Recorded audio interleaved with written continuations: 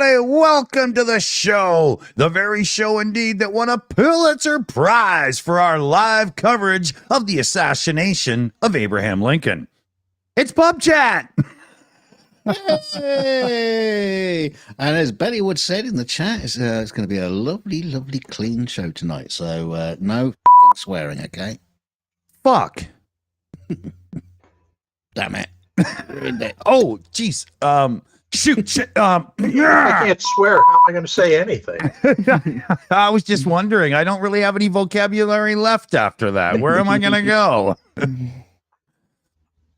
So, how's Sunday going for everybody? Unless it's Monday, because you're so far ahead in time than I am. Well, I don't know, Dick Dawson, because I spent the whole day in church, so I have no idea. Wow. Yeah. Mm. Did the fire trucks come and put the flames out? Yeah, as I crossed the threshold of the church door, angels started screaming, heads were spinning, dogs were falling from the ceiling. I said to Greg Terry once, I haven't been to a church in a while. Every time I walk in, I start feeling warm.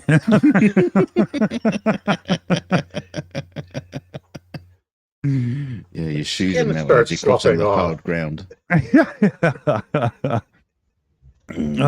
So, anybody got anything they want to get off their chest? I don't mean your t-shirt. Before we get in, these nipple clamps, they're starting to grind a bit.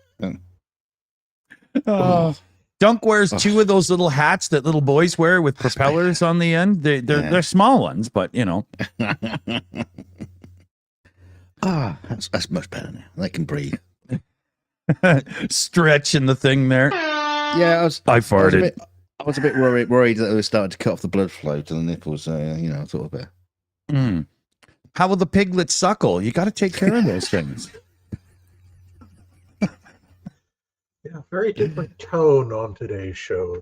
Yeah. So Commander Macmillan, can we have your thoughts on that? On nipple clamps, I have nothing to say. Yeah, and piglets and how they use nipple clamps. I mean, it's just well. See, he's got nothing to say, so he's just keeping quiet about his nipple clamps. I see. Okay, I get it. He's trying to watch what he says, so his wife in the background isn't thinking, "What the fuck are they doing?" Classified information. We're not allowed to discuss that. You must not have a nipple clamp. Oh, that's funny. That's funny. I got a little story that I did want to open with here. Well, not open with, but get to for sure. So we might as well right now. Well, get on with it then. There's a place, a territory in Canada, way up north. Nunavut, right? And they got a couple little towns going on. It's not like it's. Hang on a minute. What did you say? Nunavut. N-U-N-A-V-U-T. Yeah. That's what it's called. He's having none of it. Can you imagine the political possibilities? No, none of it. I love it. Yeah. Right? It's probably like Nunavut or something. I'm probably getting the pronunciation a little bit wrong. I believe you're correct. It is none of it. Yeah. I think I am more correct in that one. So people up there, especially in the capital city, if you order 2 cans of like Tim Hortons soup, let's say, not that I saw those exact things being done in a YouTube video earlier today that gave me the idea. It didn't happen. But you would get charged about $68 in shipping to get 2 cans of soup. That's like $3.70. But if you screw the postal code, the zip code for Americans, that you think, if you screw it up by 1 digit to something that doesn't exist, the post office would self-correct it for you and send it off. So anybody was getting free shipping to this place for years using this. And the trick is caught on too much throughout the capital city up there in Nunavut. And Canada Post was just like, look, we're delivering things for like a $2 fee that should be $70 over and over and over again. And they finally put the kibosh on it. Did they say we're having none of it? No, they said you guys have none of it because You get none of it, man. yeah. But that really sucks for everybody up there because with that loophole closed, life just got a bit more expensive, and it's already costly to live up there, right? Yeah. But I mean, my understanding is most of the people who live up there are actually subsisting off of the land in many cases. You know, they hunt and in a fish. lot, but you do end up with people that are living in the cities, working at coffee shops and stuff. And, absolutely. You know, and those people needed this break. They're screwed now, right? Have you tried capturing a tin of Tim Hortons soup with a rabbit wire? It's really hard. Yeah. Their little legs can jump, man. It's just, you know, they always get away. Slip right through the net. Yeah. It's funny that the dude that I saw bring this up used Tim Hortons soup of all things. How more Canadian could you make it? You should have said 2 cans of maple syrup, you know. Only thing you could have done to make it more Canadian. Beer. Yeah, but Molson's. Yeah, but nobody orders 2 cans. You order 2 cases, right? You know. I remember being young. I was 18 going on 19, and I got into my first band that was like decent, and we were going down into the United States to play some gigs and stuff. And one of the dudes in the other band said, hey, you know, we'll get a case of beer and we'll all, you know, party upstairs after the show. I was like, perfect. Case of beer. You got about 10 people. So if we bring a case of beer, everybody should have 4 or 5 beers at the end of the night, because a case in Canada is 24 beers. He brought a 12-pack. It's like, that's no good to anyone. You know, what are you doing? You know? I thought you meant a case each. Just enough to leave you thirsty. Yeah, exactly. You know, that's what I drink before I go to the bar, you punk. You know? That's what you drink between beers. Yeah, you know. But each to their own, you know. Well, and that night it definitely was. Yeah. I remember too, we were on our 3rd gig, and I noticed that I was blaming it on adrenaline and stuff, but I said to a couple of the guys in the band, I noticed that I just can't seem to get overly drunk. Like, you know, I can have 4 beers before the show, a couple during the show, and I'm only just starting to really feel it. You know, it's amazing what this adrenaline can do of playing real gigs. You know, I was really into it. And a dude says to me, no, we're in America. The beer's just weak, dude. Because, you know, it's average beer in America is what, 3.5%? Average beer in Canada is a good 5% or more. Yeah. You know, you add that up over 4 or 5 beers, and that's an extra couple of beers. Yeah. So it was in the chat said this. Stretch says in the chat says, why did Dunk say beer and Dick says beer? One of you is not Canadian. Quite right. Yeah. Dunk's a fake Canadian. We call them Englanders. It's like evolution. You know, you get that thing where people start standing up more and more, that whole diagram of people, right? In the line of evolution, the UK is here and Canada's just a little further along. Yeah, but the next picture is of someone on their hands and knees crawling to the toilet. Oh, Australia. Okay. Yeah. The dunny, not the toilet. Yeah. I'm not sure that's how evolution works, but I'm going to run with it for tonight. I think evolution just stopped in Canada. It just, why bother? Well, we were like, that's going to take too long. Let's just use immigration and see how it works out, right? You know, that's what we did. Yeah. We'd instead of changing having our DNA change, and you know, it's like growing fins, and you know, we just import some. You know? Just get some other people in there to fuck, and you know, and automatically disevolve that way. Yeah. Mm. That's how we breed horses and cows and sheep and things like that. You do realize that? I was going to say in Wales, that's how they figure that England came to be. Wait, careful. What's with is it the Isle of Man flag that's really crazy? Oh, the one with 3 legs. Yeah. What's the deal with that? Let me bring it up. Well, you know what the 3rd leg is.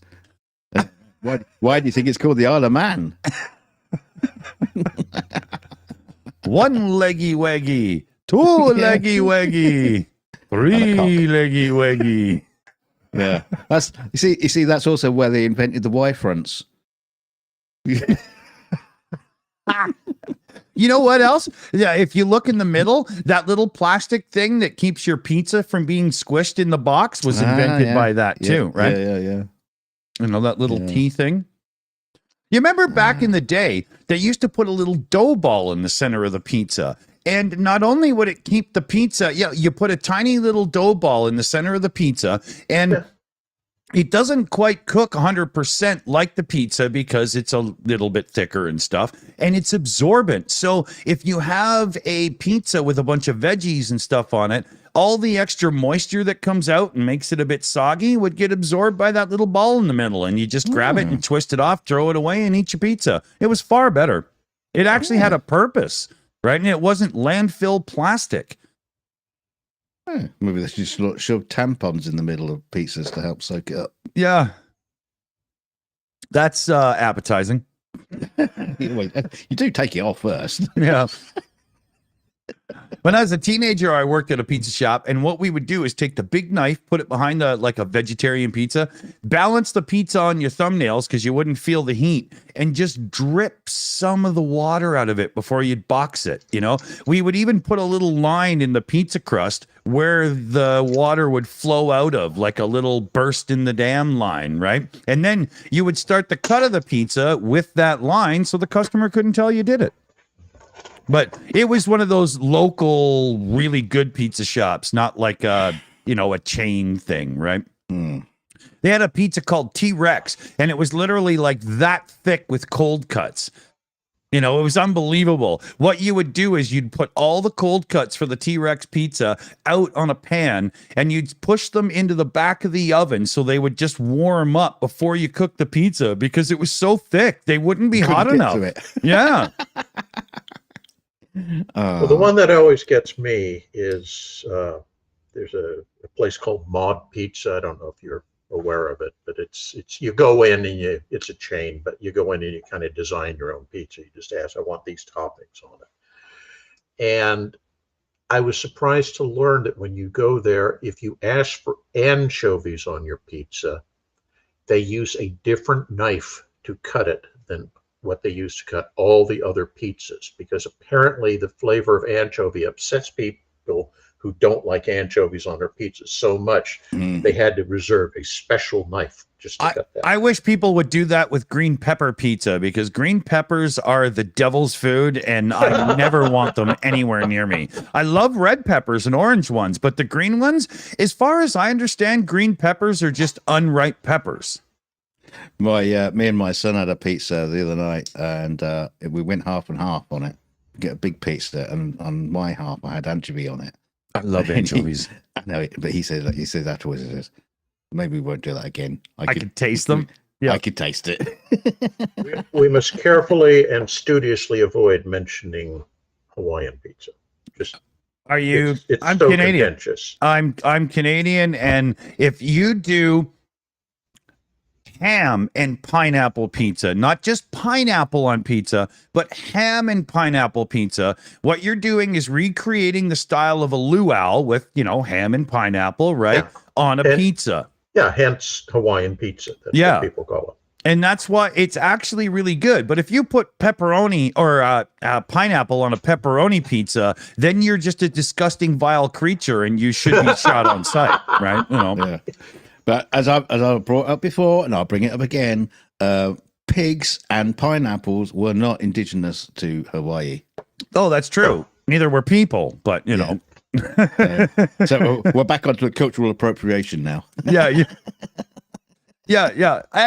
Hawaiian pizza was originated in Canada, but I don't know if it's anybody of a Hawaiian descent that originated it. I think somebody just went, hey, it tastes like a luau, right? Call it Hawaiian. Are you sure it was invented in Canada? Oh, we love laying claim to that one. So, did Canada also write the saxophone part for Baker Street? I'm just asking because probably, yeah. It was probably Tim knows. Horton, the hockey player that opened the donut shop. Now I'm getting confused. Yeah, well, yeah. He was Tim Horton was a hockey player, and he had a couple of failed car dealerships, and then for some odd reason, he decided to open a donut shop, and it just exploded. Yeah, we got a Tim Hortons over here. I've never been in it. It's like, I don't think most people at this point even know he was a hockey player. I didn't know that. Yeah, I did, but I didn't know it was a person.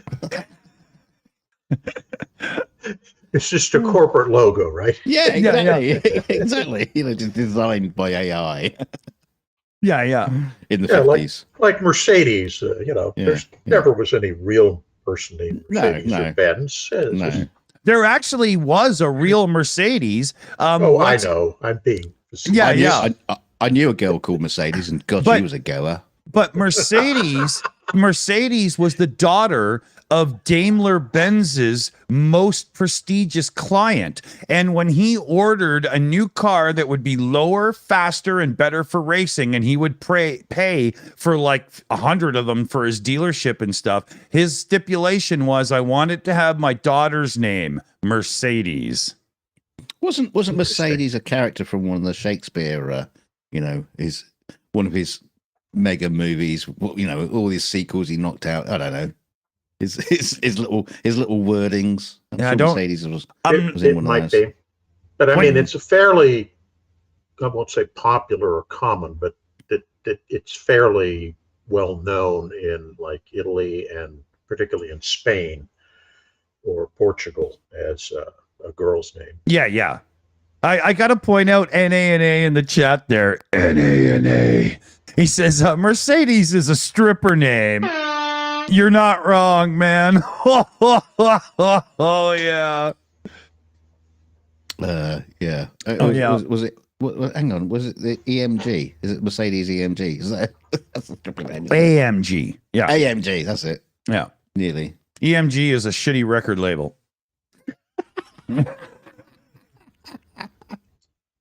Or they were. Well, there goes that corporate sponsor. Oh, dude, after Friday's after show, Zoom will never be a sponsor of ours either. Oh man. I don't think you'd want them. No. Speaking of which, I should go off on them again coming up. I'll think of something good, and then I'll give them a little shtick.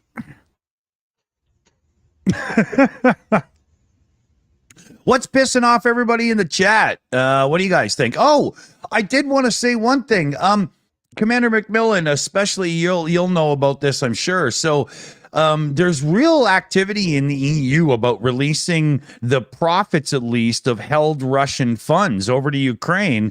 And It sounds like the US can now are fully unleashed to be able to do this as well.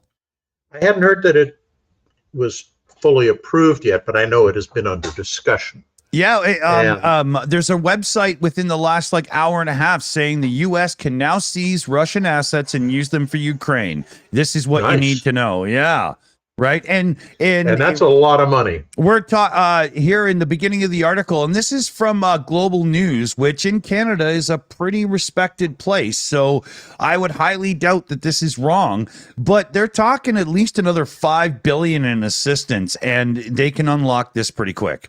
Yeah.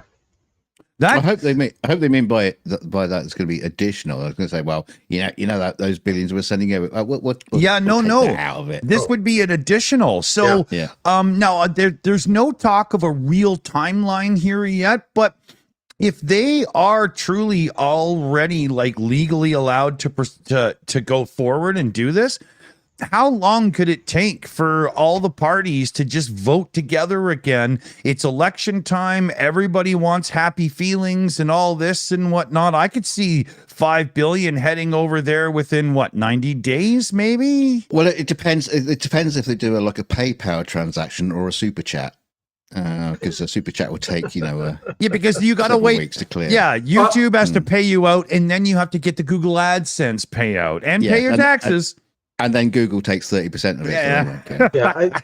Yeah, I think you have to be careful, though, because it may be that the idea is the funds which have been seized will be liquidated by the country which seized them, which can then use that money to purchase stuff for Ukraine rather than giving it. Well, there's a total.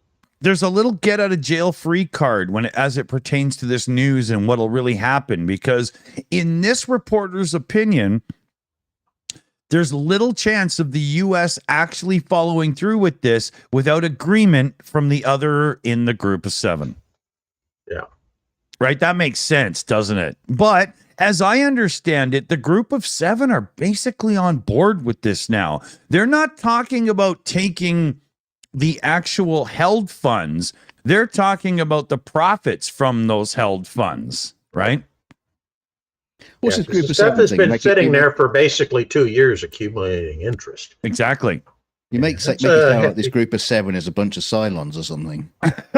It's a 7 nations group, right? Okay. Yeah. The G7 or G8 or whatever they call it. Yeah, they were popular in Korea and K-pop for a few years, but now they're mostly political. And just want to say to the lovely people in the chat that if you do actually have freed up some Russian funds in your bank account recently, why don't you share a little bit with us? Send it over in a little super chat or something. Well, no, here, speaking of, Speaking of, I've got a thing for tonight. So this isn't just PubChat tonight here. Let me show you something. We're also going to open the taps here for a fundraiser, right? And this is not a Ukraine one. This is going to be something that we've done before, and we're going to try to do it again. So let me show you this. This is from onesimplewish.org.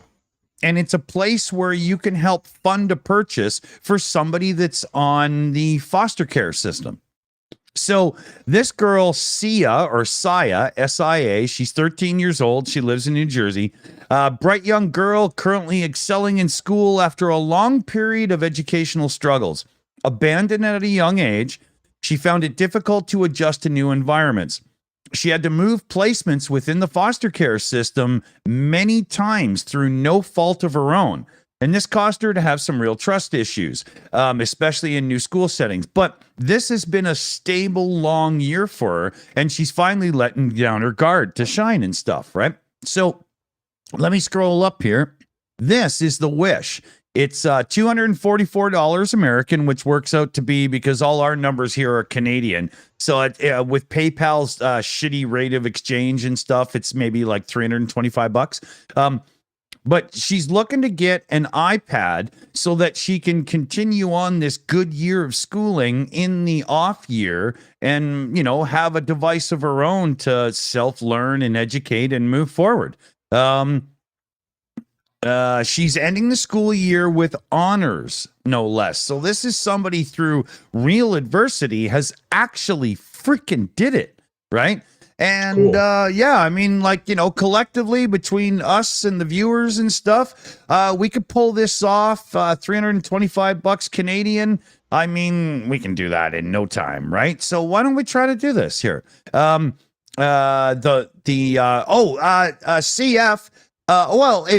With that link, they can only pay. We're going to unpin the link that's pinned, because with that one, they can only pay the full thing, right? So if we put up our PayPal instead, then we can just, collectively do it and pay it like tonight, right?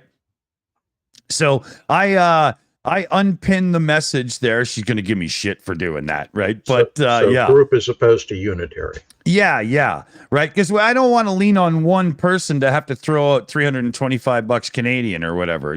If collectively we can all chip $5-10 here and there, we'll have this paid for in no time, right? Good. Yeah. So yeah, there we go. Perfect. We're all set up. Hit the pinned link, which is our PayPal, and hopefully before the end of the show, I can log in and do the payment right there. Yeah, that'd be cool, right? Very nice. Let's see what we can do. We got what I usually do is scan this site once a month to see if I can find somebody on the autism spectrum that's in foster care to give a hand to, because that's, my sort of soft spot, right? With my son and everything. But this story got me because of the adversity that had to be overcome and, hit the honor roll at 13. That's really good. Yeah. So, yeah, let's see what we can do. Let's see. F says, I'm not mad. Well, I was just, saying my piece first because that way, Preemptor. Yeah. But it's a great site. And some of the wishes are like $25-30. Like, I just need a new pair of runners for spring and stuff. You can really, really help a kid out by popping over to onesimplewish.org and just throwing $25-30 down the chute for them, right? Yeah. Oh yeah, I like it. Positive gesture. Yeah. We do a lot of fundraising around here for things and whatnot. And I see this as a pay it forward into, our group is really good at this kind of thing. Why don't, these people, there's a lot of kids out there that could use a hand. And when you're in the foster care system, unless you've got like a wealthy home, it's not like you're living large or anything. Like, it's not easy. I had a couple of buddies that were foster care kids when I was younger, Well, come on. Yeah. Your Oh, audience here is comes waiting. Puppy. Yeah. Puppies Maybe. always have to be on the freaking Maybe. stream, man. You animal people. He doesn't like getting up very much anymore. His arthritis. How old? He's about 9.5, Mm. and he's a big, heavy fellow. So Yeah, we had a big Kuvas, a Hungarian show dog, when I was like 9, 10, 12 years old. And she ended up getting hip dysplasia and basically couldn't get up to the point where,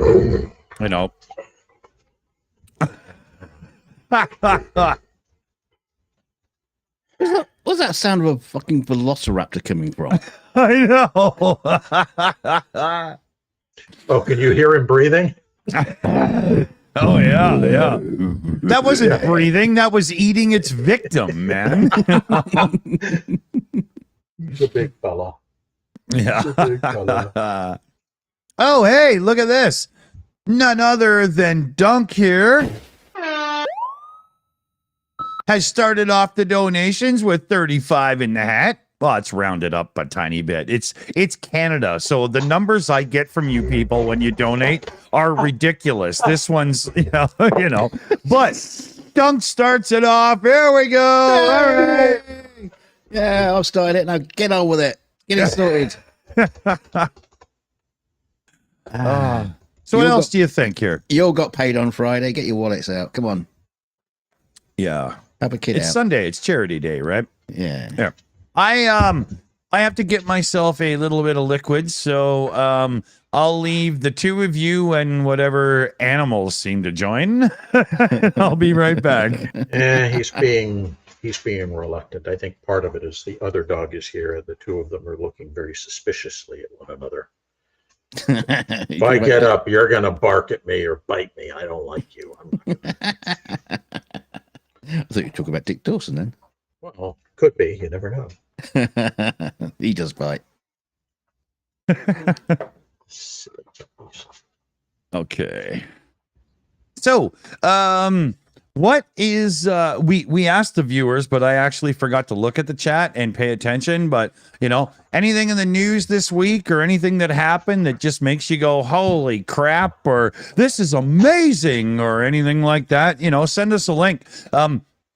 Actually, you can't say, you can send us a link. What you do is you join the Discord, right? And then you do @the_mods in the main chat and put your link, and one of our people will grab it and send it over to us, and we could actually, interact that way. That will work, but you can't do it if you're in the live chat, because if we let people like actually put links in our live chat unapproved, we're screwed. Can you imagine? Can't do it. Yeah. No. Well, for me, the seminal event of the week was the Northern Lights. I finally got to see them for the first time. Awesome. That's cool. You up in BC, you see them a lot more frequently than we do, and we're not that far from you. But I mean, between the weather and the trees all around the place, I've never been able to see them before, so it's pretty cool. Yeah, no, I didn't see him. My son got a sight of them. So yeah. We are a little bit more used to them. You're right. Even where I live, we don't get to see them all the time. It's not like we're up there, but even still. Whoa. Well, well, here. I'm going to mute Commander off for a second, and he's going to deal with the puppies. Jesus Christ. Take them to the gravel pit. I sometimes I don't understand people, because you'll have somebody that's like, oh, no, children? No, I'm not doing that. I don't think I'm really a children type. But you have 2 cats, 2 dogs, and a hamster. It's got to be equal work, I mean, yeah. Or 2 dogs, 2 cats, and a hamster, and a crocodile. And now we got a crocodile. Yeah, exactly. Yeah. We had a lot of pets, but we cleaned house. How'd you do that? Well, we got a crocodile. Hey, speaking of which, does anybody out there know, Dunk, do you know this? Puppy killer bitch. What's her name? Christy Nome. Is anybody actually investigating that? Because you can't just go around shooting your dog. Like, isn't there laws against that? Isn't that animal cruelty and stuff? Isn't that why we have, on the end of a Hollywood movie, the Humane Society all overwatch this and blah, blah? Yeah, you know what I mean? Yeah, I think there is some kind of thing going on there with that, but I'm not too sure. It might be probably bullshit. Like like her hanging out with sorry there, Commander, 1 sec. Yeah, I got you all fucked up. There we go. It's okay. It depends on the state. Oh, it does? Yeah, different laws.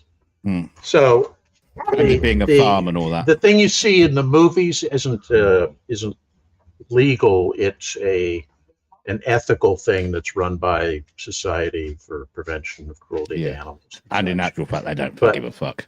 Yeah, but when you're dealing with strictly legal, it depends on the state. Some places, and I can't remember, she's South Dakota or something like that.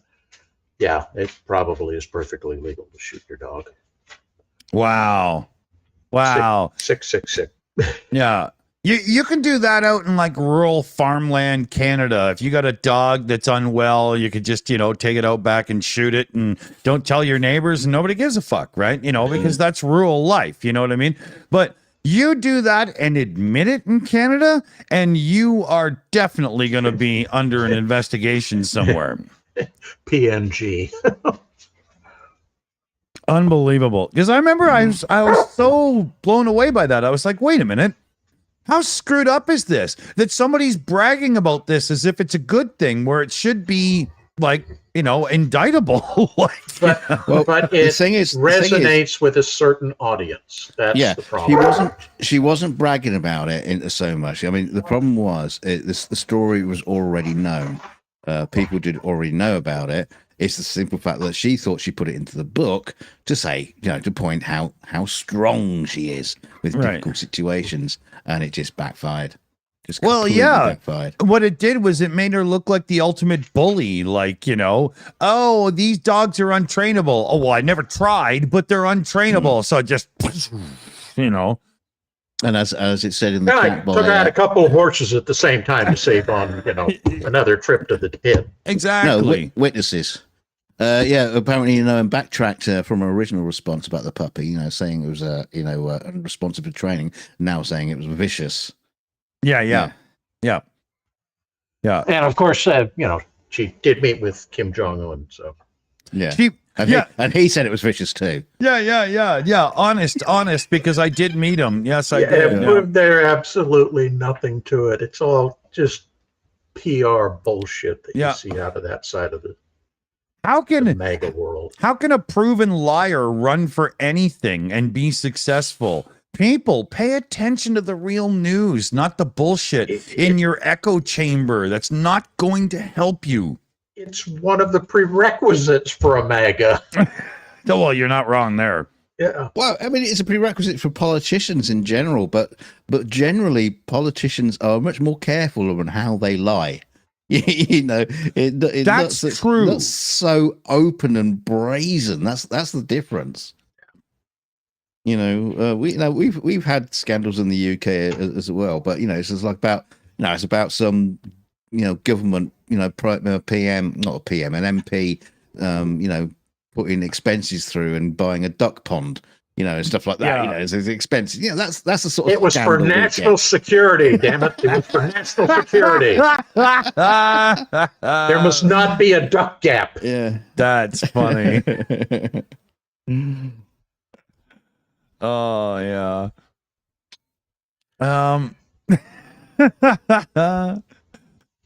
There was the where is it here? Hold on.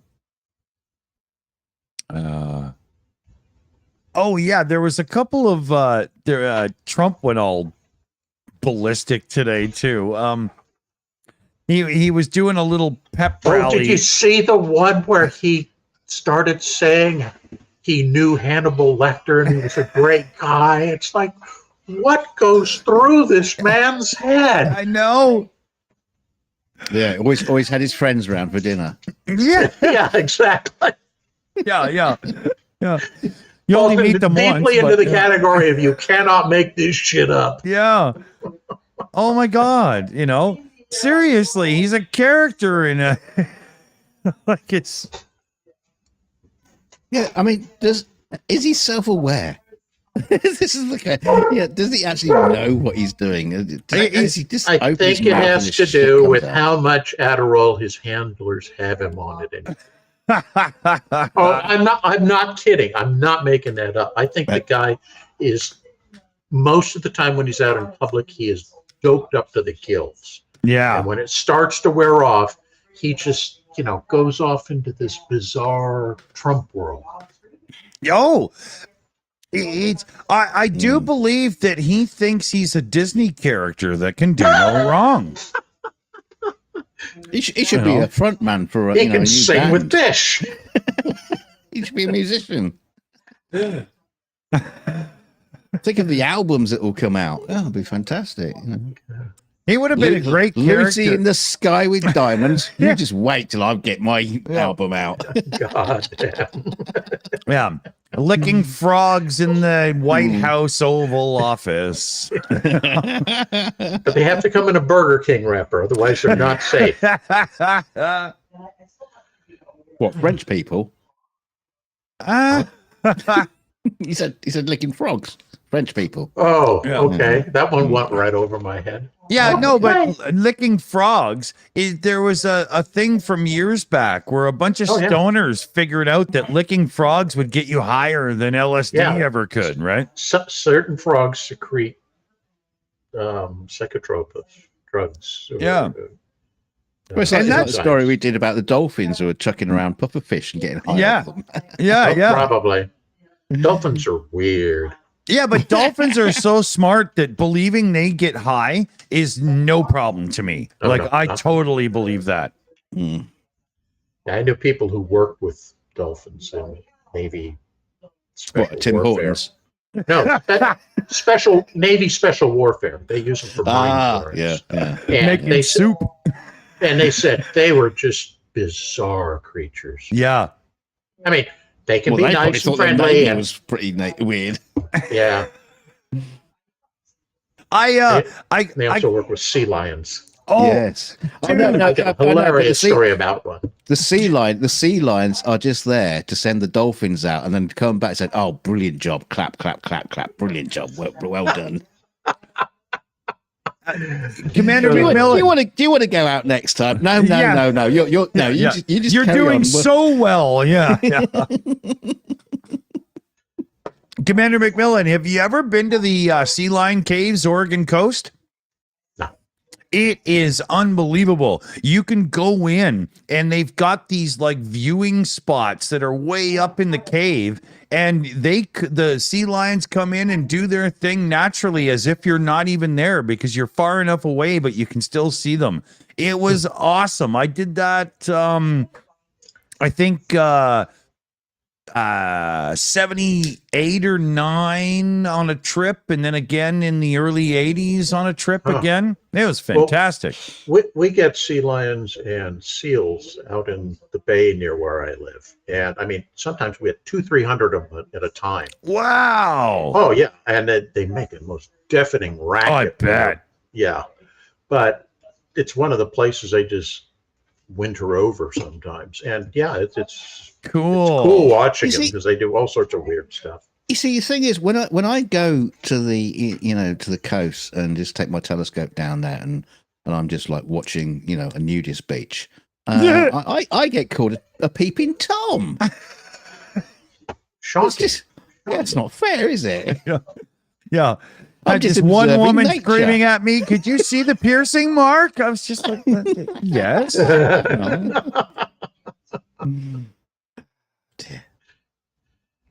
I got some shout outs. You'll remember it better. I got some shout outs here. So let me run through a couple, right? So Dunk's little start to the program did exactly work. So Woohoo! yeah, we got Royal Castriata came in with 27-ish Canadian there. We've got Betty Clan came in with 14 Canadian there. Magic Eagles hard work and community support. Best wishes. There we go. Oh, that worked pretty good. Quarter of the way there. Yeah. We've got for Sia's iPad. From our own Annette, CF. I was a court-appointed educational advocate for foster kids on the West Coast. I saw absolutely heartbreaking situations. This dear girl is doing well to survive all of this. That was my thought too, CF. When I heard the story, I was just like, how could we not support this one? SSW custom. Oh, wait a minute. Custom sewing. Another direct donation into the pot there for the iPad. So cool. We're humming along. Let's get some more in. Remember, here's the where can I get this to? Here's the site, onesimplewish.org. And here's the story. It works out to be about 320 Canadian. So let's go. Absolute peanuts. Yeah, we can do this. Come on. Yeah, let's go. It's like a couple of bullets for Ukraine. It's a good, yeah. I mean, and honestly, that's one of the tragedies. For the price of one 155 millimeter shell, you could fund a half dozen to a dozen of these little projects that would have so much meaning to kids. I know. You heard it here first. Commander McMillan says, "Fuck Ukraine. We're going to help kids out." No. He said it's okay to let go of Ukraine support tonight so we can help some kids. What I was saying is that's the tragedy of warfare, that we keep wasting money on I know. horror when we could use this stuff for Yeah, and it's been with the human race for literally forever. Yeah. And this is the whole thing. You know, our people psyches. talk about the the defense budget of the United States is just so huge, so huge, and it's just my favorite comment about that is the U.S. defense budget exceeds that of the next 20 highest spending defense budget nations on the planet. Put together. 18 of those 20 are our allies. Yeah. Totally, man. Yeah, it's nuts. Yeah. But, you know, if you've got it, do it because it makes sense. You know what I mean? You know, there's the historical comment that even Robert Downey Jr. said in the Marvel movies, the guy with the bigger stick, man, you know. Well, I imagine this goes back to a lot of it, you know, goes back to America during the, the build up of World War II, when, the United States didn't really have a very, very large, defense budget. Prior to World War II, we were dinky. Tiny. And honestly, Mexico could have probably overrun it. I know. But the thing was, you didn't need it. And the fact was that eventually you needed it, and you just kept it, just kept it going. And that's the sad state of affairs. That part of it, and I hate to say this because it's both true and a lie at the same time. We ended up taking on the role of global policemen because the other countries, France, Britain, Germany, the countries that had large empires, global spanning empires, they got out of that business, and somebody had to pick up, the white man's burden, as they say. And I think that's part of it, is we felt obligated after our victory, and also because of our paranoia after Pearl Harbor, that we had to do that. We couldn't permit another Pearl Harbor, and we also couldn't permit the world to fall into chaos from godless communist oppression and everything. Do you not think it would have been cheaper for America just to invade other countries and then turn them into the United States empire? Are you saying that McDonald's hasn't done that already? Coke. And rap music. Okay. We're venturing into territory where I don't feel comfortable speaking. I imagine you're a fantastic rapper. Oh, yeah, right. Well, you remember the rap band Eric B. and Rakim? Commander McMillan was Eric B. Yeah. Yeah, he had twin 1200 Techniques turntables, the whole bit. Oh, you should see that guy scratch a groove. Unbelievable. I've seen him scratch a groove before, but that's a different show. That's when he had his underwear on his head. Be careful, or I'll go get my tinfoil hat. Awesome. Anyway, sports fans, on that happy note, I'm afraid I have to wave bye-bye. Oh, good night, Commander. Thanks for being such a great sport. The puppies have they can tell time by looking at a clock. I'm convinced of it, because even after you get the daylight saving shift, they know exactly when it's time for chow. Yeah. You got the goat coming up on the platform. What happened to the goat? Yeah. Alrighty, I'll talk to you guys soon. Ta-ta. Take care, buddy. Take it easy. Just like in Jurassic Park, lowering the cow into the velociraptor cage. I'm hungry. Anybody fancy lunch? What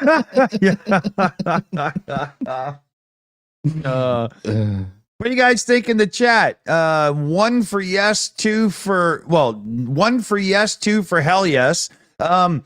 You want to see Commander McMillan join PubChat a little bit more? I say it's number 2, hell yes, but it's up to you. No, I think it's up to him. Not so much, actually. Okay. we have the photographs. I have agents watching his house right now. It's okay. And we got the negatives. You gotta come on, Commander, or else. Yeah, exactly. So yeah, the chat has spoken. all I see is 2 because, like we've said before, we have the best viewers on YouTube. So, yeah. Well, some of them. Yeah, We need a lot more. Not we you, need the rest of, but them. Yeah. we need the rest. We need the rest of the YouTube. Then we got all the viewers on YouTube. Yeah, that's true. Yeah, then we've definitely got the best audience because it'll be everybody. Yeah. I mean, come on, seriously. You want to watch another Mr. Beast video? No. Not right now. No. I've never watched one, so, you know. I don't think I have either. I've only ever heard people talk about Mr. Beast and videos.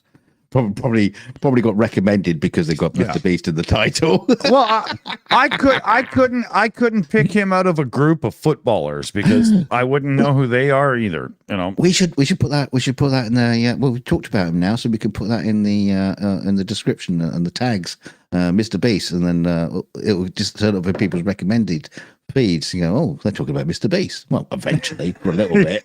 yeah, exactly. Blink and you'll miss it. Yeah. Yeah. Well, every Sunday we'll tag Mr. Beast in the chat and then we'll discuss why it's ridiculous to bother watching that crap. That counts, right? Yeah. Our potential guest for tonight is Mr. Beast. It's potential. We haven't sent him a link, but it still might show up. Who's dumb enough to buy a Lamborghini and destroy it just for views? You're an idiot. You know, it's just, I would love to have that conversation. It's nice to have that kind of money. But do something productive with life. Don't take something that's worth hundreds of thousands of dollars and just destroy it because it's cool. That's ridiculous. You're creating landfill out of huge amounts of people's time and money and stuff. Yeah, but you know how he started his videos? He used to just go around to the beaches and go and kick over kids' sandcastles. I was like, fuck you! Oh my god, man! You got to start somewhere. Yeah, exactly. Right? Just pushing kids off their skateboards. You don't just start out as a complete asshole. You have to work your way up, right? How did you get so good? Years, man. You know, years it's of all. practice. Yeah, you know, you play in enough bars with drunk people, and you'll be an asshole too. No. Yeah, you had the full on training. Oh, we got a super chat! Yay! What does it say? I don't know. Yeah, I don't know either. I don't have the thing open. Are all foggy. Oh, here we go. SSW Custom Sewing. Donate $1 to help, please. Thank you. And that's on top of SSW's direct donation as well. So go. Yeah. Come on, guys and girls. Hey, hold on. I got some more thingamabobbers here. Yeah. There's not a YouTube name in this donation, so let me see if I can. Oh, it's the same name in the chat, so it's fine. Simon Townsend. Come on down. You're the next contestant on Fund That iPad. That was a $12 direct donation in there. So thank you, Simon. Thank you very much. I always wanted to do, what does he say at the end? Remember to have your pet spayed or neutered, right? Who says that? The guy from The Price is Right. Come on down, you know. That's not what they said at the end of the UK version. What's his name that always had that tall, skinny microphone with the little bulb on the end, you know? He always reminded you to have your pet spayed or neutered at the end of the show. That was his thing. Bob Barker. Yeah, exactly. Yeah. The guy that kicked the shit out of Happy Gilmore in the movie. We had Terry Wogan took on the mantle of the not the show, but the skinny microphone, the little. What was that? That was just like a tie mic on the end of a bloody bit of stick. Though that actually was a popular mic from way back in the day. I actually believe by the time that Bob Barker was using it, they probably had an overhead boom mic actually recording them, and it was just a prop because it would have sounded like AM radio. I thought that as well when seeing it being used, you know. And our guy Terry Wogan, you know, it'd be on like a panel show, and he would also like, you know, it'd point at his mouth and point it at the guest's mouth. But I'm thinking, wait, they're all mic'd up anyway. What is this all about? You know, you don't need to do that. Exactly. Yeah. It kind of, you know, rubs you it's weird, right? You know. I got a couple other donations in here, should be beeping and whatnot. So Jonesy threw in a direct Canadian $5 donation there. You know what? That's $5 even. So somebody worked out the exchange rate properly and did it. Yeah, probably did it in Canadian money. Jonesy's probably Canadian is what actually happened. Yeah, exactly. Yeah. And then we got, and we're going to end with Joe. Is this another one I can shout out without screwing somebody over? Yes, it is. Joe Medley has sent in 52 direct to the iPad fund. Joe, yeah. Boom, baby, boom. Creeping up. Yeah. Yeah. And welcome to the human race. All those people who are donating. Yeah, exactly. Oh, I also just heard a note from somebody. Oh. Oh, okay. Yeah, so I got a hold of Sergey from European Resilience Initiative Center. Eric, remember dude that joined us? And he re-hooked me up with Anna from Ukraine, and I just got an email in, so you can expect to see Anna from Ukraine on the show very soon. What? Here tonight? On PubChat? No, this Saturday she's going to be on by the sounds of it. Oh, okay, and we also have Sergey from Eric joining next Saturday as well. So we'll have Starsky, Greg Terry, Professor Gerdez, Anna from Ukraine, Sergey from Eric, at the very least, as our guest count on Saturday. Holy cow. Fucking cool is that, fellow babies? Wow. It's getting big. You know what? On the Saturday show, you know, I couldn't join. I was in the middle of cooking dinner, and then the kids came in the room. It's a fucking pub now, dude. But just I know. But when it started, you know, there was, you know, it's like the minimal numbers. But then all of a sudden, Greg Terry's there. You got Professor Gerd turning up. You got all these people just like turning up all the time, and you had Mikado on the end there. It's it's amazing just to see just how full it got. I was thinking, well, there's no point in me joining because there's nothing I can do to help. Are you kidding? You got the whole fucking pub's full. You know, but it's great to see. That's bullshit. Everybody in the chat would have loved to see you there, but we have become the weekend pub that the Ukraine community hangs out at, haven't we? You know, this is where you'd, and if you go back and watch this Saturday show, we don't spend anywhere near the whole time talking about in-depth things about Ukraine. You get to know these people, right? We pull out personal stories and who they are and whatnot, and it's very more personal and, dare I say, intimate, even though it's like fun, you know? Well, it's not about intimate. You know, I wasn't there to help, but you know, I don't mean that way, you know. Okay. But you know, okay, but yeah, like I've always said to Dick, you know, this is probably the most important part of the Saturday show. Is just the personalities and the people, you know.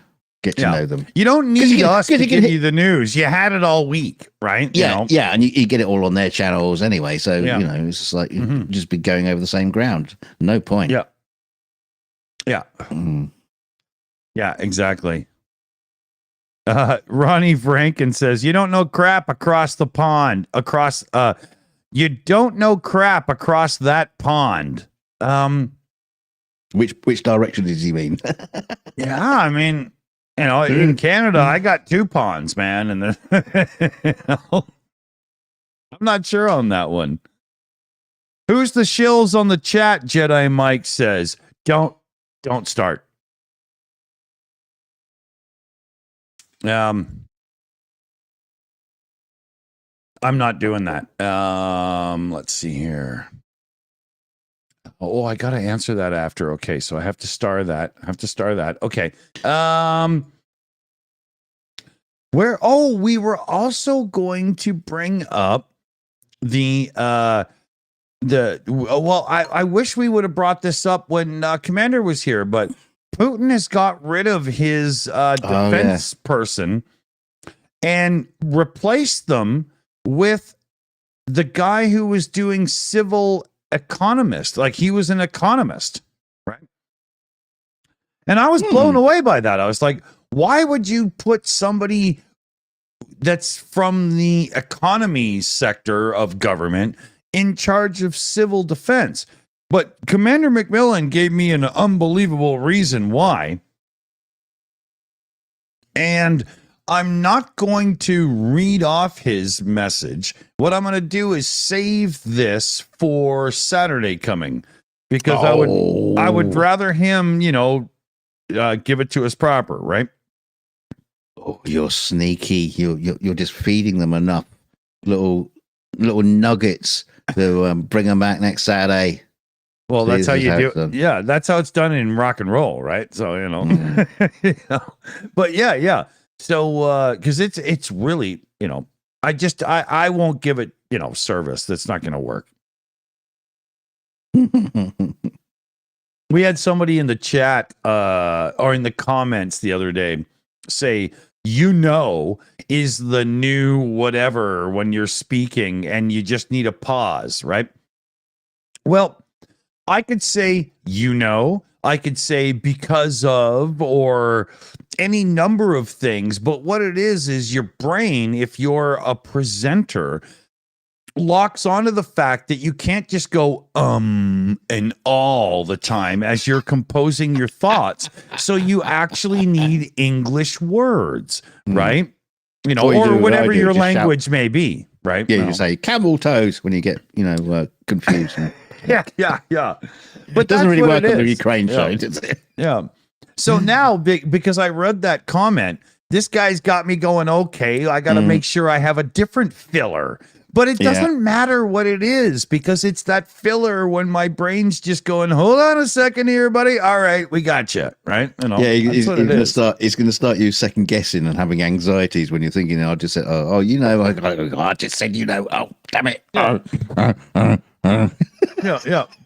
Well, speaking of which, Greg Terry pointed out in the last show, judging by the way Dick Dawson smokes, he could generate enough warmth to be like his own generator on the front line. We just got to get him over here smoking cigarettes. We could put him in a thingy and away we go. But that's because I have a slightly practiced exterior as an entertainer from the music industry, but I don't quite behave like me when I'm just in real life. Can you imagine me being all boisterous and stuff at the grocery store or at the deli trying to get something, right? They just like, who's this fucking guy, and and I get some social anxieties and stuff when I'm doing what we do. So one of the ways I get through it is just by puffing through stuff. And I go back to having a cigarette every hour and a half or whatever when the show is done. I just, I'm just doing my best. What you need is like a fidget spinner or something. Just a squishy ball. If I wasn't this old, that probably would be what I would use, right? But instead I'm more like the Stand By Me generation.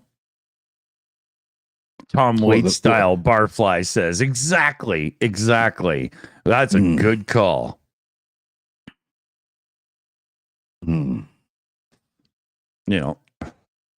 Unfortunately, like as opposed to a fidget spinner, it's not the best habit in the world, but it's probably more healthy.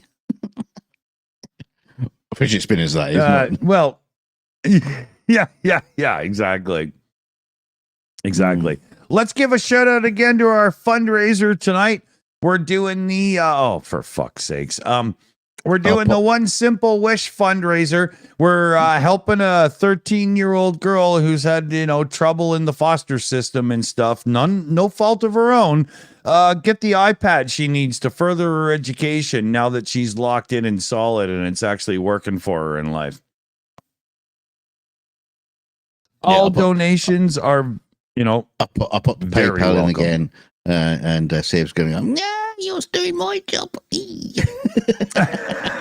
Don't do it that way. Do it the way I did it earlier. You're just, Okay, yeah. So, CF, when you give him shit after the show, just a big fat boot to the bollocks. Yeah, that's how you do it, CF. Yeah, you bastard. There's a super chat in. That we do in the chats after every show. Okay. Go on. Yeah. We got a super chat in from Royal Castriata there. Dunk is looking more and more like Tony Robinson. Well, that's just because of my turnip fascination. Thank you for that. Thank you for that. You will never know how much I love that. Here, can I read that again?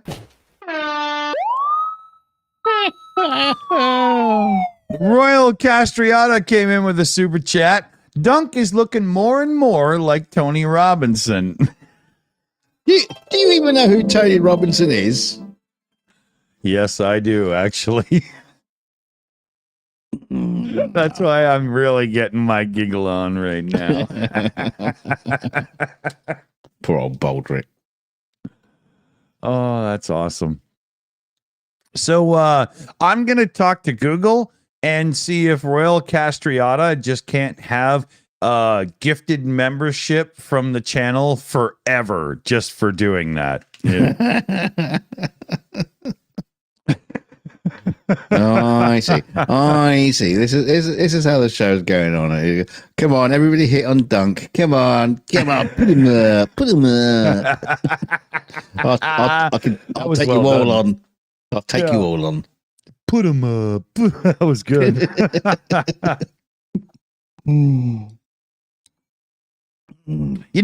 Google did recently say Alphabet, YouTube, whatever, take your pick. It's all the same people. They did recently say that we were allowed to gift out memberships to certain people. And yeah, I remember you saying that. Yeah, try as I might, I can't figure it out. We got the email that said that our account was activated and we were allowed to do this. And I've like right now I'm in the Shills account. Like I can go into the chat and say, "Hey," right? I'm there. Right? That's not CF Beauty, that's me. And I'm in my account, right? So I can say, "Hey," and there I am as Mr. Dawson, right? Try as I might, I'm locked out of doing this, even though YouTube made this grandiose, look at us email. We're going to give you an amazing feature. Yeah, they didn't bother to tell you how. Yeah, exactly. You've got to click this link, click that button, press your nose, and do it on a Tuesday. Rub your left nut with your right hand with your toenail tickling the chandelier, and maybe we'll think about considering that we might actually look into doing it for you. It's just,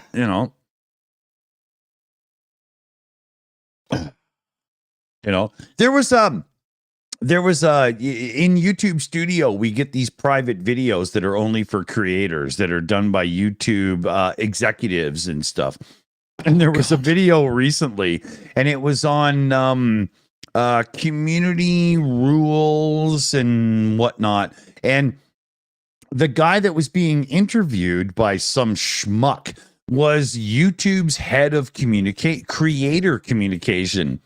And I caught the video when it was like moments old, And so before I even watched the video, I just went in with the Shills account and I said, And so this is the I put, so this is the guy responsible for nobody communicating with us properly. Is that how this works? You know, should we give him credit for this? You know, He's got look, please. He's got social anxieties. He doesn't like to talk to people.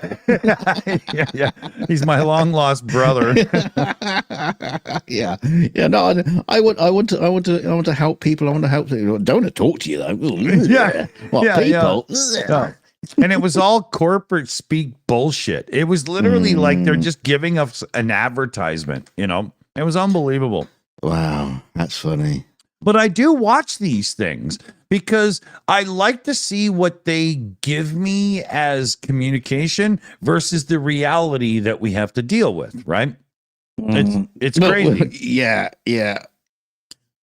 They seem to think they're offering you everything on a silver platter, and in fact, what they're doing is they're using last week's old pizza box that's covered in grease and just open it up and it's just full of dog shit. Yeah. Thanks. They offered me a place to sleep, nothing. and it was a burnt, dirty bathtub. You know what I mean? Like it's just Didn't you get the email from YouTube that says every time you do a stream, we send you a magnum of champagne? They said that as well. I can't find the link to reclaim that. Yeah, but Mr. Beast sure could. You know? Well, they're just sending it to him. Yeah, bastard. Ah. Our sponsor tonight, Mr. Beast. You bastard. Yeah. That's the funny thing is he's so fucking wealthy off YouTube. He could be like sponsoring channels. He could. Are you kidding? He could create his own YouTube if he gave a rat's ass. He could literally just spawn a competitor and fuck them over, right? I don't understand it. No. His burger chain didn't go down too well. That was a bit of a flop. Hey, just because somebody's popular on YouTube doesn't mean you want to eat their meat. That's the only reason why I'm here. Slurp it up. I want them queuing up at Dunk's Glory Hole Kebab Shop.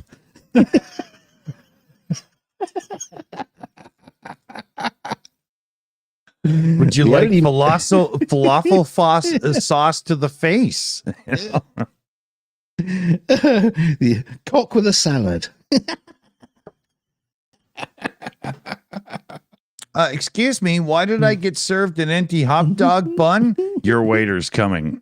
I didn't order garlic sauce with mine. No, that's not garlic sauce. Yeah. Cream of some young guy. Right. Hit the button, please. Hit the button. Okay. And now for something completely different. Dear God. Yeah. We had to get dug out of that one fast. Sometimes you just got to flip the script. I heard this brilliant story the other day of Richard Harris, the actor Richard Harris, the crazy Irishman actor. He did the MacArthur Park. Well,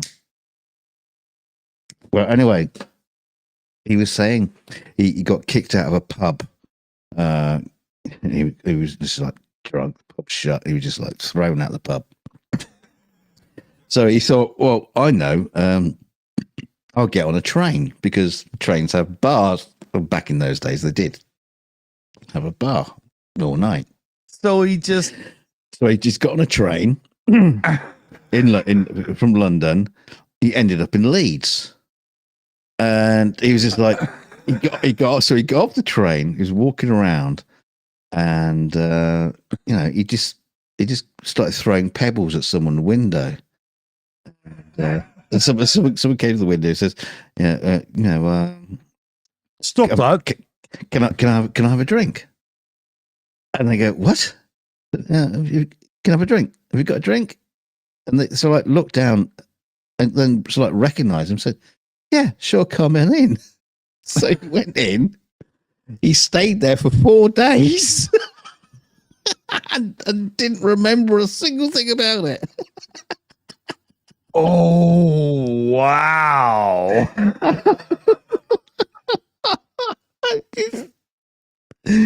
Oh, these guys, they just like kill me. Richard Harris, Peter O'Toole, you know, these mad bastards of the British Hollywood. What the hell, man? That's funny. I stayed there for 4 days. That's not even the kind of thing that like Daltrey and the Who would have done. You know what I mean? I know. It's just mad. I'm gonna have to start studying Richard Harris a little bit more because he's just so amazing. His story's just so fucking nuts. It's like he was telling a story about when he was on stage doing was it Hamlet or one of the a Shakespeare thing, and he had this like big line. You know, there was this other actor who's been a big cock. I think he was talking about Richard Burton, and he was saying he's been a big cock on this show. And so what happened was he comes back in and I think he playing the king and he says, well, how goes the queen? And he's supposed to go into this like soliloquy, the queen is on death, has died and all this kind of stuff. But just to piss him off, she goes, no, she's fine. just like throws the entire, just upends the whole thing. Yeah, right? just to piss him off. Yeah, get him back. He's just like, oh my god. That's the kind of story that Michael Gambon would have told, because wow, that guy was a real prick to people he didn't like. He's done some amazing interviews where he just fucks with the interviewer because he doesn't like him. I've got to tell the Michael Gambon story again because I was telling it to my my daughter's boyfriend yesterday. Because my daughter, when she was a teenager, she was recording these EP thing.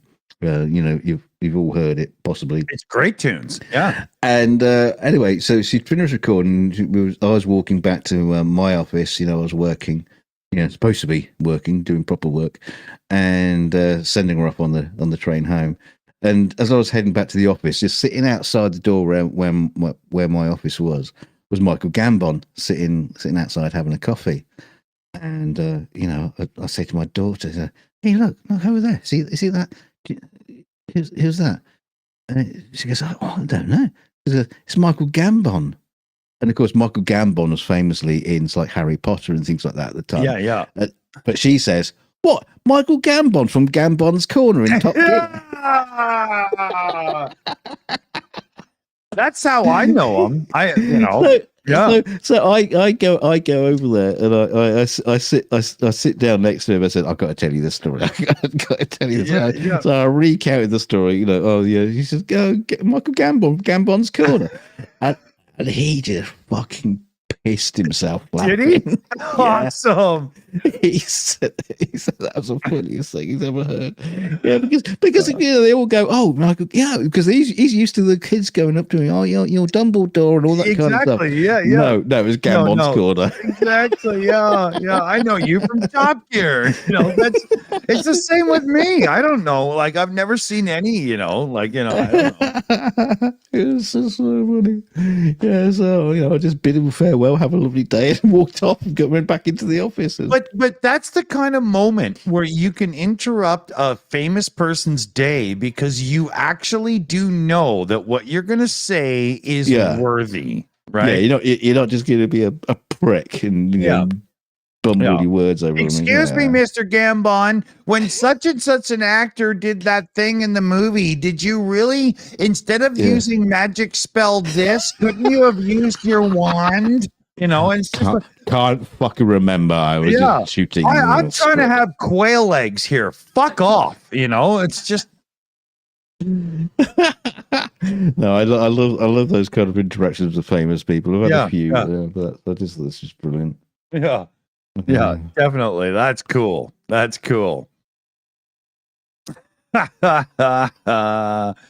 I'll give another shout out here to our fundraiser. It's pinned at the top of the chat. Drop us a little PayPal direct donation. It's going over to Saya? It's SIA is her name here. Let me bring it up again. Yeah, Say? Is that how you say it?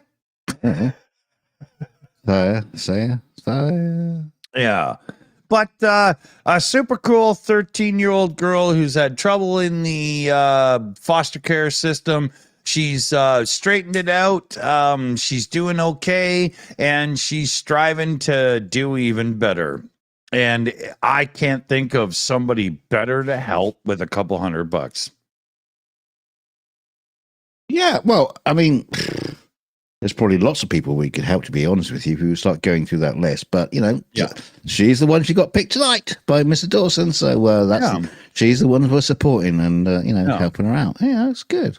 I'm a big supporter of anybody who's had to play the underdog and is, standing proud and tall and fighting it off anyway, right?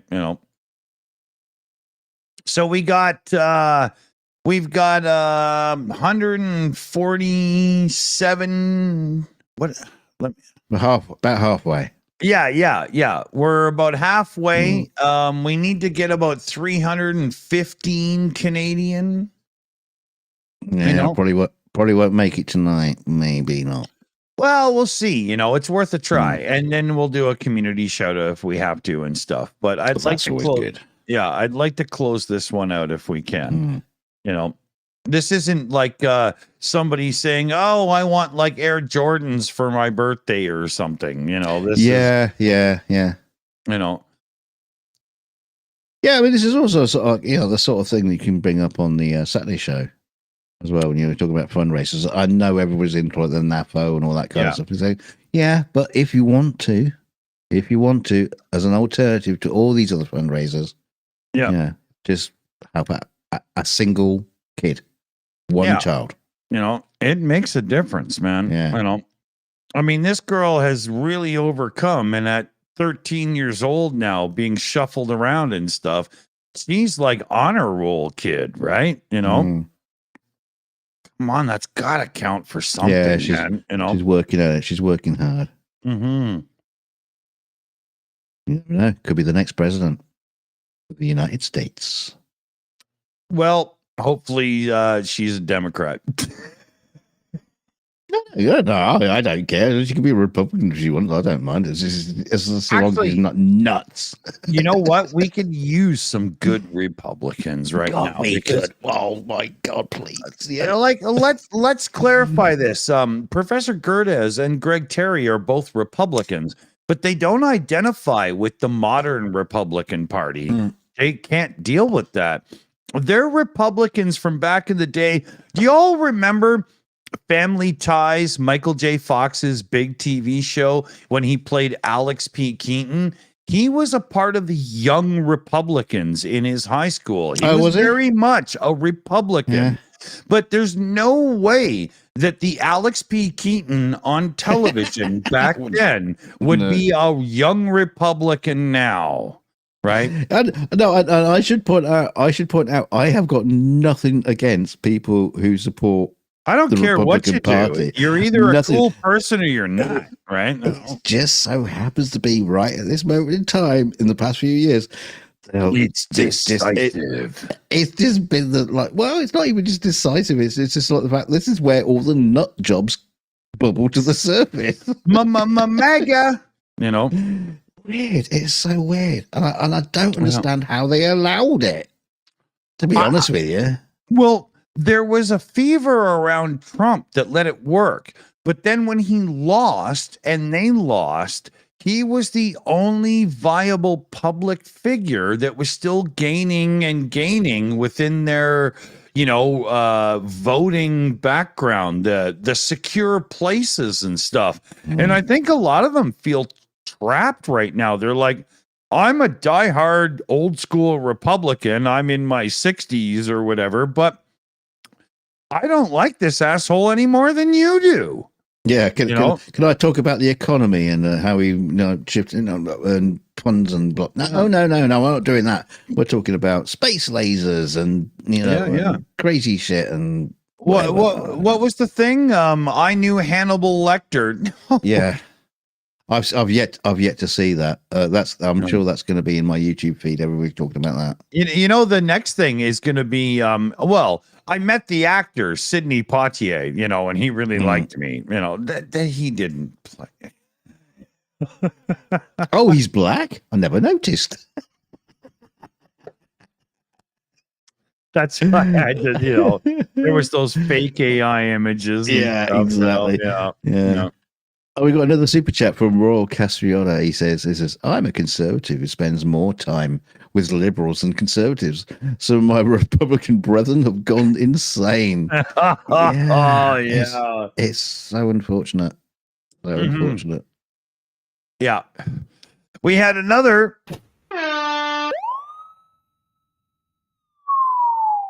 Wait for it. Shayna Caldwell, our own, moderator supreme there. Shayna's the one that gets the gig of being the Shills account when CF Annette is on the Sunday show, which should have happened this morning, but things don't always work out. So you'll see Shayna on the Shills account quite often. Best wishes to Sia. I'm sorry, honey. I'm the worst at pronouncing your name, but we're trying our best here. And that was 1 gazillion dollars. Is that 1 gazillion Canadian dollars? So yeah. So $3. It's about $8. Hey, wait a minute. There's more here. UTV in the chat has just come in with let me turn that up so you get my meaning, fellow baby. UTV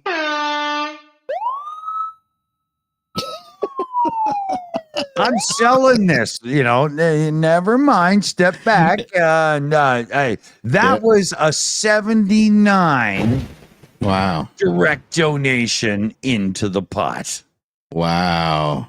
Yeah. Oh, UTV, you're cool. You're definitely part of the human race. Dude, so seriously, fellow babies, we're really getting there, right? We are really getting there. Oh yeah. Come on, we can do it. Can you add it up? Can you figure it out? Where are we? Yeah. Okay. Hold on a minute here. It takes. We needed about 320. Was it 320 Canadian? Yeah. We are at 237. Right. So we are less than $100 away. We're probably about $90 Canadian. I'll tell you what. I'll tell you what, if we get another 70 in, I'll finish it off. I'll do the rest. We'll do it tonight. If we get another 70 in tonight, I'll finish it off and clear it up. That is the magic of being one of the Shills family. We were gonna start this tonight with like $80 in the pot already. But I paid out to the Portuguese Brigade of the 69th Sniffing and our fundraiser joint together right after the Saturday show. And then one PayPal donation that came through was reversed. Oh, so no. It actually happens about once a month. Really? Yeah, I even have the names, but I'm not doing that. It's not happening. No. Why would they do that? Is it just because they want to hear things get read out, or maybe they thought they had the finances and I don't want to go into it because there's very valid reasons for. There's a couple of nasty reasons against, but I'm not putting that on anybody because I've been in this situation where I was like, oh yeah, I know this is coming. And then, and then all of a sudden I'm like, it's not. Right. So I'm not doing that. Right. No, it could be, absolutely valid. Absolutely very valid much reasons. so. Right. It doesn't happen very often. Right. So I'm not calling anybody out. That's never going to happen. Right? No, of course not. Of course not. But I do know that, when we get our Google payout through AdSense and stuff, if this is any amount not covered, well, it will be, right? There's no way. Royal Castriota says in the chat, says, hey, Dunk, count me in to split the difference with you. We're doing it tonight. Oh, Royal. Oh, yeah. Here, you know what? Royal gets the chat dance.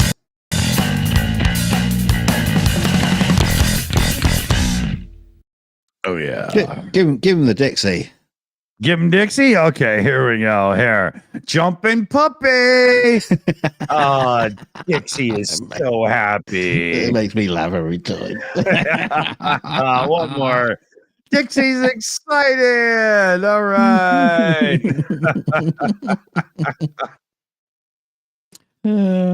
Brilliant. I love having these nights where we can sit back, do what we want to do. Never mind structure and all this other stuff, right? And what do you mean structure? When was you ever had that? Are you kidding? The 42 show is built on it. Don't undersell it. Okay. It's all based on what we want to say about these things, but we're conscious of the clock and all that stuff and whatnot. But on this show, nobody knows what they're coming for. And we, out of the blue, throw a fundraiser at everybody. And we're 65, 70% there already. And we haven't been live for an hour and 45 minutes yet, even.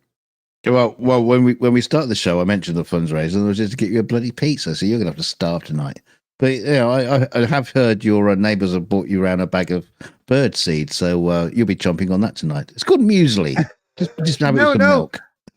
We have 3 bird feeders and a hummingbird feeder, and it's a big thing in my world. My son and I were very animal people. But you should see the size of the fucking hummingbirds around Canada. They're huge. Oh, they're like beavers, 8 foot across.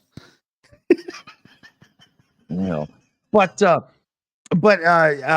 few of our mods will have seen the pictures today. I had a family of deer. One deer hadn't even quite lost his spots yet, and he was just sleeping out my back window. And we go out, we get a few family of deer that come through our property, and we go out and feed them apples and stuff, and they're almost pets at this point. It's crazy.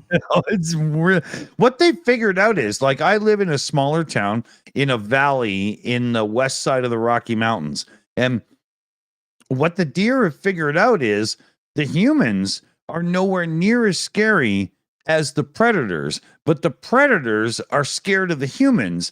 So the deer are literally bringing their families into town to raise them. Right? We have them in my backyard 4 days a week. It's unbelievably funny. You can see it happening, right? It's funny how it works. But I've been saying for a couple of years, the more deer that come into town, the more we're going to get the predators. They are going to follow the food. The coyotes down there. We got wolves, coyotes. You can hear them in the hills going on. Mountain lions. You got, all that.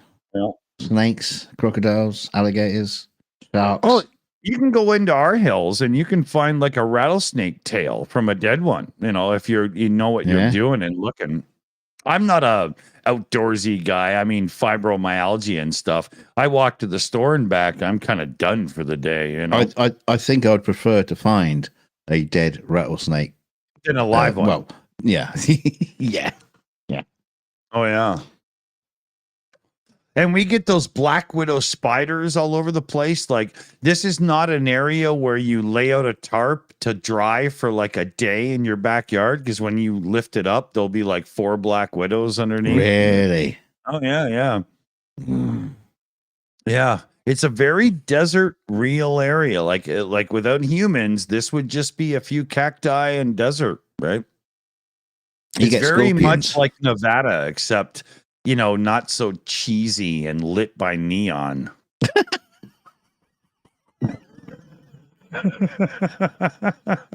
Yeah, it's got Elvis Presley playing there every night. Yeah, yeah. Mm.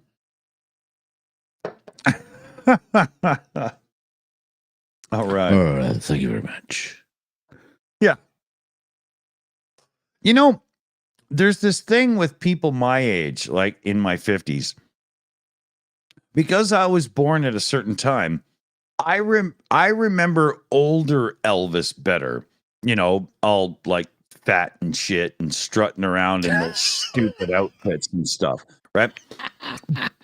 Right. You mean the iconic Elvis? Yeah, the one that Yeah. shit the burger and gave up the ghost, right? That was so funny. If you go back to early Elvis with like Jailhouse Rock and stuff, that guy had it, man. Oh my God. My son loves early Elvis. We've got like 2 of his records on like nice modern thick vinyl that sounds so good. And it's proper rock and roll. You might be one of those that think rock and roll has to have massive distortion and stuff, but it doesn't. It's about the attitude, right? And the wobbly legs. Yeah. But, his early stuff is cool. If you really sit down and listen to like Jailhouse Rock, he's got a rasp in his voice. He's giving it. He's in key. And like, it's yeah, but the thing is, okay, in between that period when, he had all those hit singles and then you got the he Nevada became the years. Vegas guy. Yeah. Yeah, you got the Vegas Elvis. He made all those really, really shit movies. Oh, they were awful. Yeah, I mean, it's just like, what did he like? Kind of like, do you think he basically sold out? I think he was. I think he was the original sellout because he was willing to use his name to make all the money he could, just because look at some of those movies. Even he knows it's stupid, right? But but they're paying him huge money to do it, and he's like, all right, I saw one of these old Elvis movies, and it's one of those ones where he's in some kind of foreign land. I can't remember where it was. He was supposed to be like the pool lifeguard or something like that. Something and Baywatch he was 1.0. Yeah, right? yeah, and at night he would play the club as a singer. Now, what was really funny about it, because you don't really take this into, you don't notice this sort of thing when you're a kid watching it, but knowing the structure of movies and how they're made, being a visual effects artist and all that kind of stuff, you watch one of these films and you think, actually, Elvis wasn't actually there. He wasn't. That's a stand-in for all these location shots. Oh my God, yeah. And everything else, when Elvis is supposed to be at this place, is like with a back projection, or it's a set, for inside the club or something. So it's like half the movie, Elvis isn't even in it. No, exactly. So many. It's hilarious when you really look into the stories of these. Right. It's almost like when America redoes anime movies and stuff from the 70s and 80s and redoes the whole movie and Back to the Future, where you can still see Eric Stoltz in the movie at times, right?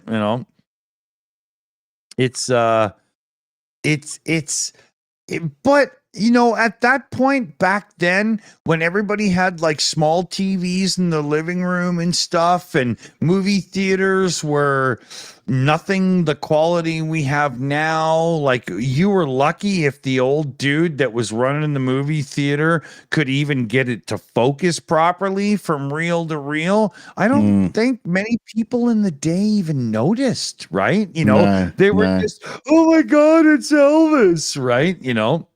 Well, there was another movie with Humphrey Bogart, and he's like in West Berlin, and you see him fly, and he's walking the streets of West Berlin. It wasn't him; it was a stand-in. And then it just cuts away to stuff they shot, somewhere in a back lot in Hollywood. Just all like tight shots and of him in a set. The rest of it, is like almost like 50%, maybe The more. lighting, maybe like everything. Yeah. 75% of the movie was all this like stock footage taken by other people or second unit going out to location with a stand-in with a guy in a hat. and then they just bring Humphrey Bogart in just for those little close-ups to finish it. Okay. Sorry, dude. You got some breaking news. I think we got to get through that. Figure out. Yeah. So this is what's happened in the background. Now, I was prepared for this. Okay. You know what? I actually just ran out of beer and I want to get a beer. So cover me for like 15 seconds and I'll tell this story because somebody is about to get the shout out of fucking shout outs. Or the shit kicked out of them, one or the other. Okay, no, we'll come back to that in a minute. Stay tuned. Go tell your friends, share it out because you're going to just about hear something's going to blow your socks off. And that was quick. Okay. Well, I told you like 15 seconds. That wasn't 15 seconds. Go away well, then I'm a shitty judge of time. I'm not Einstein, okay? I don't got relativity figured out, right? So, right, get on with it. Kaltenberg in the chat, Katlenberg, I have said many times, but now that I have the third screen, I can see people's names a bit better. Kaltenberg has literally just stepped up and found the One Simple Wish link and bought Saya her iPad. It's already done. It's already done. So let me give a big boom and a horn alert and the cop sign. And I'm going to give a little. Kaltenberg has just beaten us to the punch and already supplied this iPad in one donation. He's only asked for one thing, Dick. The goat. The goat. Oh, well, you know what? I'm not going to do it once. Because I'm not going to do it twice. Yeah, well, I think we could wait a minute. The pause on the Stream Deck is too long. It's still not letting me re-hit the button. So I was going to have to babble through it, but we're going to hit it twice. And let's see here. Oh, okay. I needed Homer to help me through the pause there. We're going to hit the goat 3 times. And I'm going to trigger my new favorite gag that I've barely had a chance to use yet.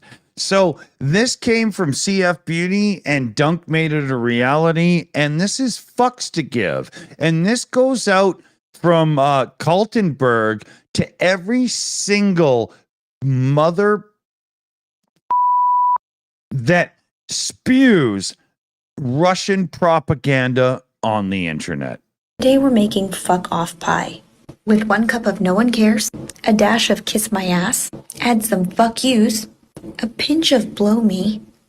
You're gonna want to stir it all together and shove it up your ass. So Kaltenberg gets all the shout outs right now. Now, we were prepared for this eventuality, right? I actually am not as stupid as I look. So let me bring this up. Wow. Yeah, I know. It's unbelievable. Sure yeah. You look really stupid. I know. That's my mother and father told me this every day of my life. But, the day he was born. Yeah. He's not that stupid. Yeah, that's all I've heard. But here, so Brianna is 17 years old and lives in MO, Missouri, I think. Brianna or Breezy lives in a residential facility, loves music, reading, and doing what she can to help out her friends and family. She doesn't know a stranger and loves everyone she meets. She's determined individual and hardworking. She's just, willing to do what she can to get through and strive. So what's happened here is this girl, I love the story. She's about to graduate from high school. She's been through the foster system her whole existence. I did the background check and everything. And what she needs right now is a cell phone to make sure that she can follow through and get a job as soon as high school is done and actually, be one of us, do something. So this is $168. Now, we already have that converted from Canadian in the pot. So what we're going to do is we're going to pay for her wish right now, and we're going to find somebody else that needs something and spend the rest of the money. So, Kaltenberg.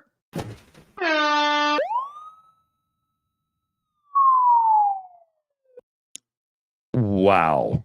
Yeah, Kaltenberg, for your, because of you, we've helped out 2 kids. Yeah, well, probably 3. Probably 3, because I'm sure we can find somewhere else to spend the rest of the money. Right. We'll just have to bank that for next time, next show, and then we'll see. Some of the wishes aren't too big. It's just I need some summer shoes because I've got I've grown out of them and stuff. It's not very hard. Is there anybody there just like wants a mouse mat or something like that? But that's what we're doing. Yeah. So, Kaltenberg, 1,600 Canadian. Actually, when I look at my exchange rate, it's more like Chevy Capri versus an iPad. Yeah. Canadian dollars not doing well. Kaltenberg. Wow. Way to take the reins and run. Oh yeah. Yeah, we should take all donations in rupees from now on. It just sounds huge. That's true. Yeah. We've raised 12 billion today and we bought a pack of matches. The funny thing is, if people super chat, these sort of like, under those currencies, the color of the super chat has got nothing to do with the actual monetary value, just the number. So, you get those like red super chats where people like donate like huge numbers, and it could just be like $10. Yeah. It's just in it's a foreign currency, which is a very large number. Totally. Hey, we've got a super chat to do too. Royal. Oh, wait a minute. Castriata. I'm a conservative who spends more time with liberals than conservatives. Some of my Republican brethren have gone insane. Some is appropriate because it's not like no. Let's be real here. No, I'm funny. I'm just laughing because I read this out earlier. Oh yeah, but I wanted to address it because it's a small amount that have gone MAGA, but my God, on social media and stuff, they have a voice. It's not the whole Republican Party. And you get some sites that are just doing clickbaity Republican things now, and that's not truly fair. We've tried. This comes back to what I was saying the other night, and it took a while to actually for you to figure out what I was saying. This is what the media is concentrating on. Stuff because it's big news stories. It's look at this. It's almost like the old Shills point and laugh. But it's politics. They're debunking without the debunking. They're just doing the point and laugh thing, right? Yeah. Yeah. But it's not fair because there's a lot of real Republicans out there that actually want to do the right thing. They're just lost because now I will say I don't believe in being a lifelong anything as it pertains to politics. No, should always be able You to vote change. for the ones that are doing the right thing. But Yeah. in this day and age, how are we to ever hear what these people actually want to bring us? Right? Because all we get is the rhetoric, the fighting and stuff, right? So I've said it before, I'll say it again. My thing is it should be illegal for any political party to talk about the other party unless they're in a debate, right? Because how could you not? But your advertising and stuff should never be allowed to talk about the other party, only what you will do for us.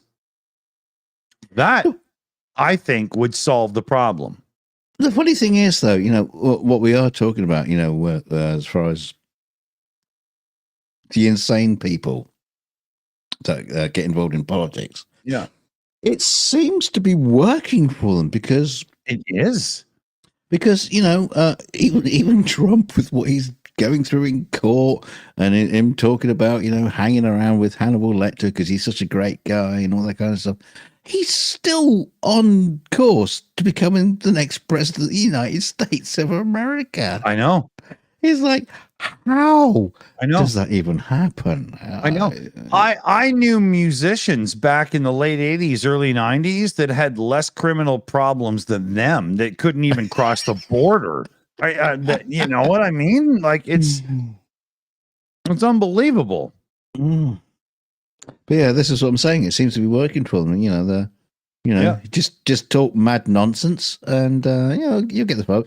We have people doing that in British politics as well. We have like Lord Binhead, who is just basically a bloke who dresses up like he's basically got a bin on his head. Literally, he's got a bin on his head, and he talks nonsense, but he doesn't get the vote. Yeah, how come? Where's the line between no, this person's mad, no, this person's insane? Yeah. Where is the line now? I don't understand where it is because this Lord Binhead should be prime minister at this point. Yeah, because he's the maddest. These blowhard people are gaining popularity. Oh, sorry. I just got a correction in the chat from PJ. Seen that? It's Count Binface. I do apologize for that thing. Sorry here.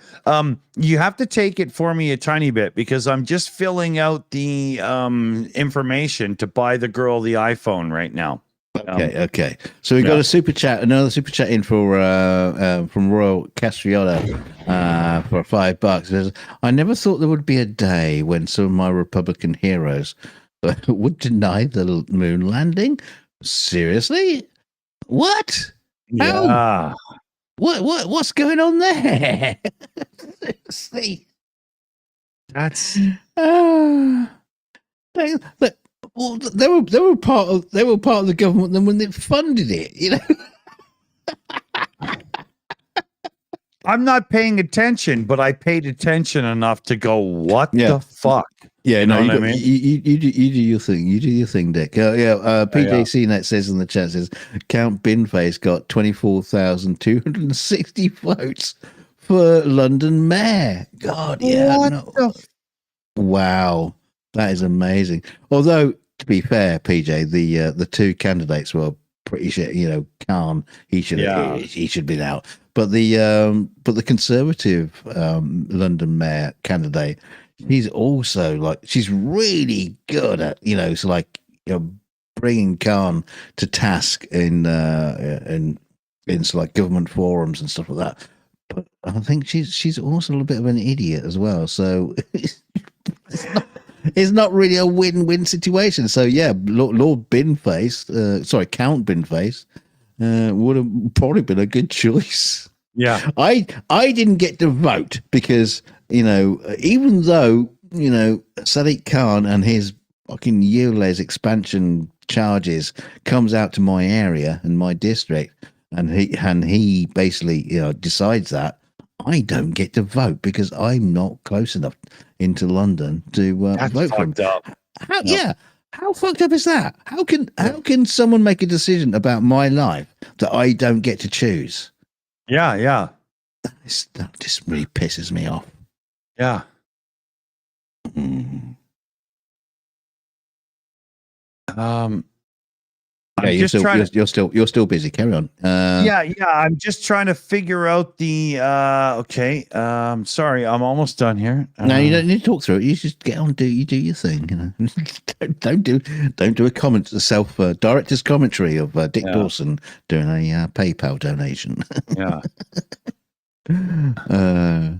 Yeah.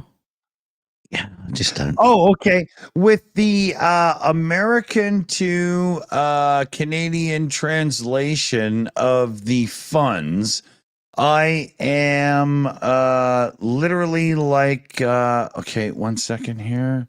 I was just trying to refresh. I've got one of my browsers is just constantly losing the web page and I have to keep refreshing it and it's driving me crazy, right? But to do the iPhone thing right now, I am literally about $12 away. All right. 12 Canadian?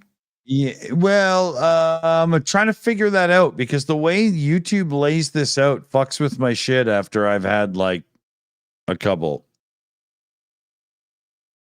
Let's say 20 Canadian to make sure.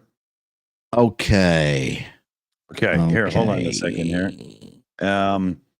Where's the other window? Why does it work this way? Castro, let's do it. Let's split the difference. We'll both send in 10 Canadian dollars and just get it done. Yeah. Yeah, because you know what's happening. I get it now. Is PayPal is giving me a crappier conversion rate of money than the national bank of my country is when I Google it. And that's why the numbers aren't making sense. I understand this now, right? PayPal is just ripping me off by like 1%, you know? I don't know what I'm doing sending you money. You owe me fucking money. Hang on a minute. I always owe you money. Right. Okay. Trust me, don't listen to him. I don't. Who said that? Right. I did. Yeah. So I'm sending you 10 Canads. Yeah. Oh, PJCnet in the chat says YouTube are profiting. PayPal, I mean, are profiting. Dude, it's even worse with YouTube. YouTube take 30% of every super chat and membership we get. But then we don't get paid out for like 3 weeks to Google AdSense. And where does the money sit for those 3 weeks? In their coffers getting percentage of interest and stuff, right? Can you imagine how much money every YouTube creator is making because Google just sits on our money for 3 weeks before they pay us out? Oh my God, it must be a fortune.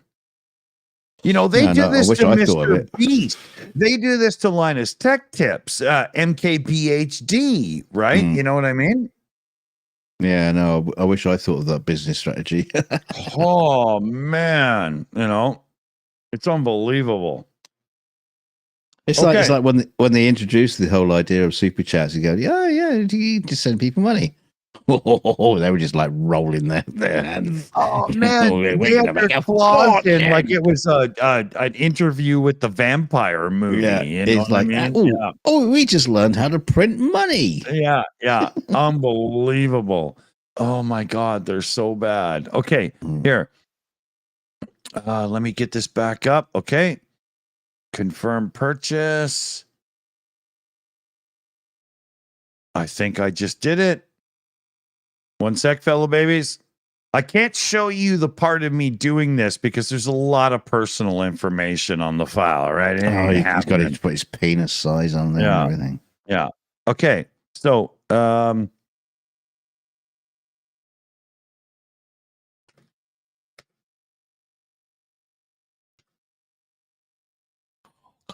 interesting. It's like on your seat, on the edge of your seat. You see Mr. Dawson typing in the final moments when he's about to hit send. And we will see this historic moment happening live here on the Shills as Mr. Dawson is about to finalize the transaction. Tension is just tense. You are.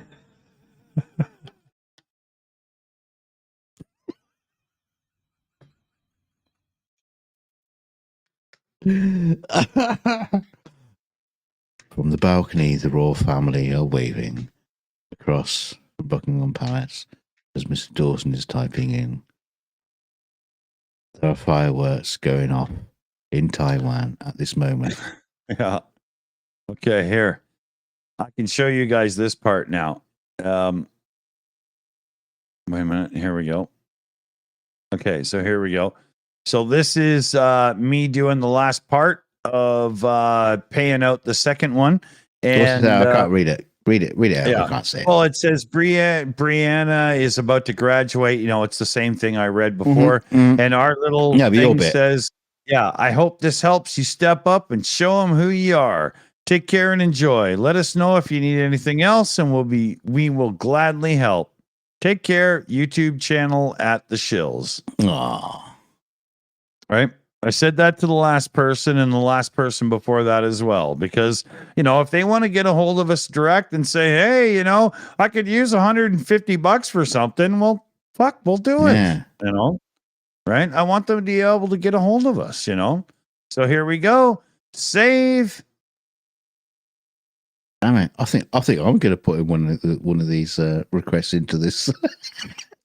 You're going to say, one simple wish, Dunk wants Yeah. a Lamborghini. Yep.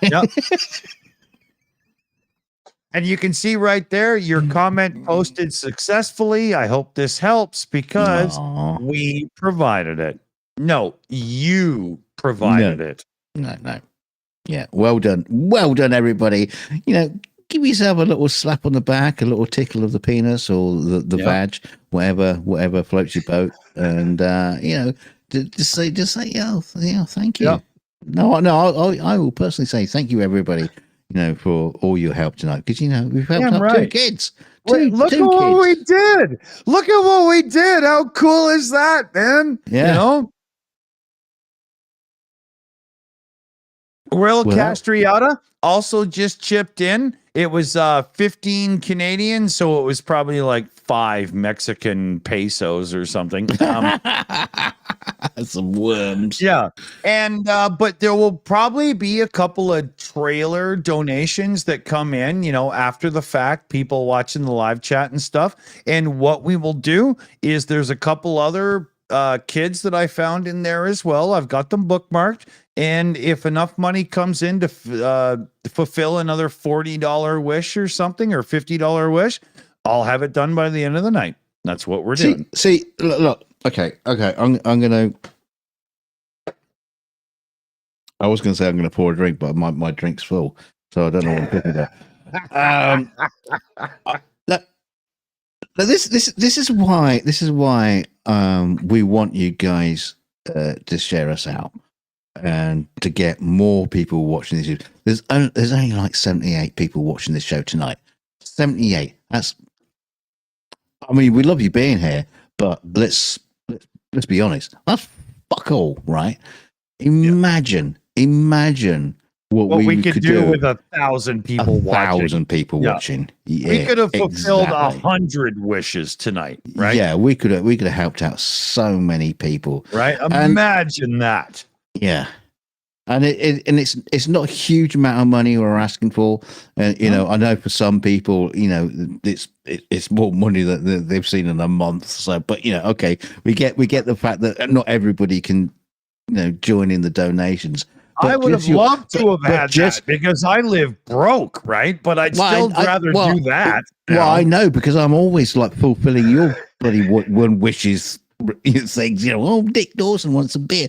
No, but the fact is, I know not everybody can donate, but the fact is you're here with us and you're supporting us, you're supporting the people who are donating. Just by being here is just like amazing. You make the fellow babies look so good, man. Yeah, but I know exactly. But imagine what we could do. Yeah.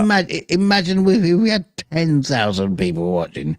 Imagine we had 1 million people watching. I know. We're not that hard on the ears, are we? No, but I think we're worth listening. I think we're worth the social media shout out because it's not always about us, right? I hope you know us. It is about us sometimes when I say, "Oh yeah, come on, everybody chip in, buy Dick a pizza for fuck's sake." We're talking. That's what it comes down to most of the time. Just get Dick a pizza.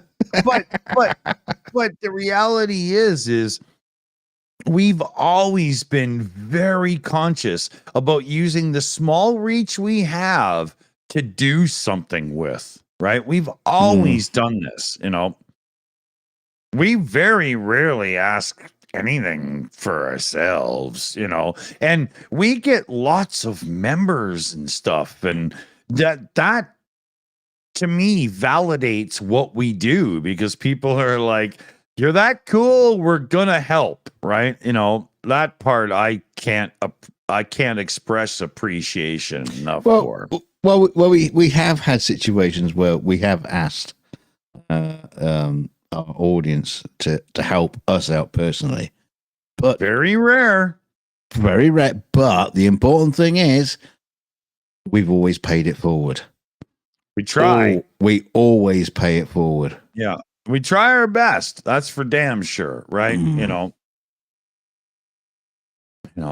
It's and like CF Beauty in their chat says there, we're 288 subs away from 10K. So if you want to give us a shout out on social media and stuff and see if you can't help us get a few, that would be cool. Yeah, buy us some subs. Fuck it. Exactly. Shayna in the chat says, "Hey Dunk, would you be nervous? You had 1 million people watching the 42 show. Wouldn't change at all. Actually, no, I would be just as nervous with 100 people watching. I'd be the same. But it would be worth being nervous about. It would be really cool. Yeah, but it's the same as being a musician. When you're on stage in front of 300 people or 4,000 people, it doesn't change anything. You're on stage, you're there to do your thing and whatnot. And it's the same with this whole podcasting thing. We wouldn't change what we do because we have more viewers, because we're not chasing viewers' opinions. We're trying to be ourselves. Like I've said, you've got to put the you in YouTube. So if we were to change shit up because we had more viewers, well, that's not how it works. It must be absolutely incredible as a musician or a singer in a band or whatever, then to go into an arena and there's 400,000 people. Dude, my biggest was like insane. 6,000, 7,000 people or something, and even that was insanity. You know what I mean? Yeah. To see like people to the horizon of just people just like jumping up and down or waiting for you to start singing. That must be amazing. I love that. The rush you get when you've got a whack of people going, "Yep, I want this. Bring it to me and give it to me." There's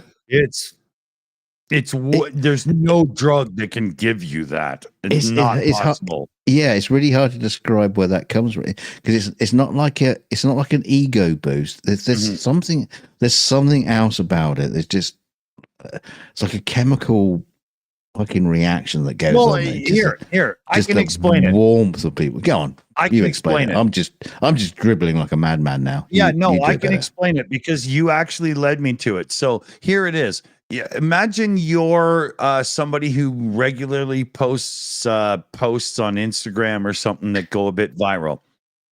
You're used to that validation that comes at you. What you are getting it on the virtual space through a small screen and stuff. Imagine having it the way like Taylor Swift gets it in an fucking unbelievable stadium when they're all actually in front of you doing it. There's So they've all no paid $1,000 a comparison. ticket. Yeah, there's no comparison, at all. Yeah. But it is validation, right? So, hey, well, there you go. Except Maybe. it's real validation, not just, thumbs up and stuff on a Facebook post, right? It's way deeper, Okay. Fellow babies in the chat, make us big, make us famous, get us like 10 million subscribers. So we're so famous. What we will do is we will do PubChat live from the Hollywood Bowl every Sunday. Dude, that would be, yeah. That would be unbelievable. Can you imagine? Can you imagine that the two of us on stage and we got a screen that's got the chat rolling up, and it's like, oh, we got a super chat. We've got to read out the super chat. Can you imagine? I want to do that. I want that to happen. That would be amazing. Oh dear. I'd have to get someone to come in to puppeteer me. I'll have to get what's his name, Frank Oz, to do a Donkey Yoda puppet. We just had a donation come in for $15, and it said keep me anonymous, so I will. But that puts us at like $30 Canadian. So we only need like 20 or $30 and we can fulfill another wish that I have bookmarked, that is some summer shoes and some summer clothing for a girl that's like 9 years old. Oh, yeah, I think her wish was $42 American, which works out to be about $7 trillion Canadian. No, it's probably about like $60 or something like that. And yeah, I thought that was a really good third one we could follow through with. I always keep a few on tap for these, But we did two people already that have overcome and got there. So why don't we pull back the age now and go to somebody who is fighting through and trying to get there, right? That's a good thing. Good thought, right?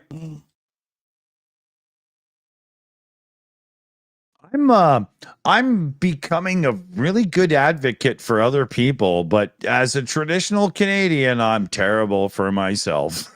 It just doesn't work that way. Yes, you are.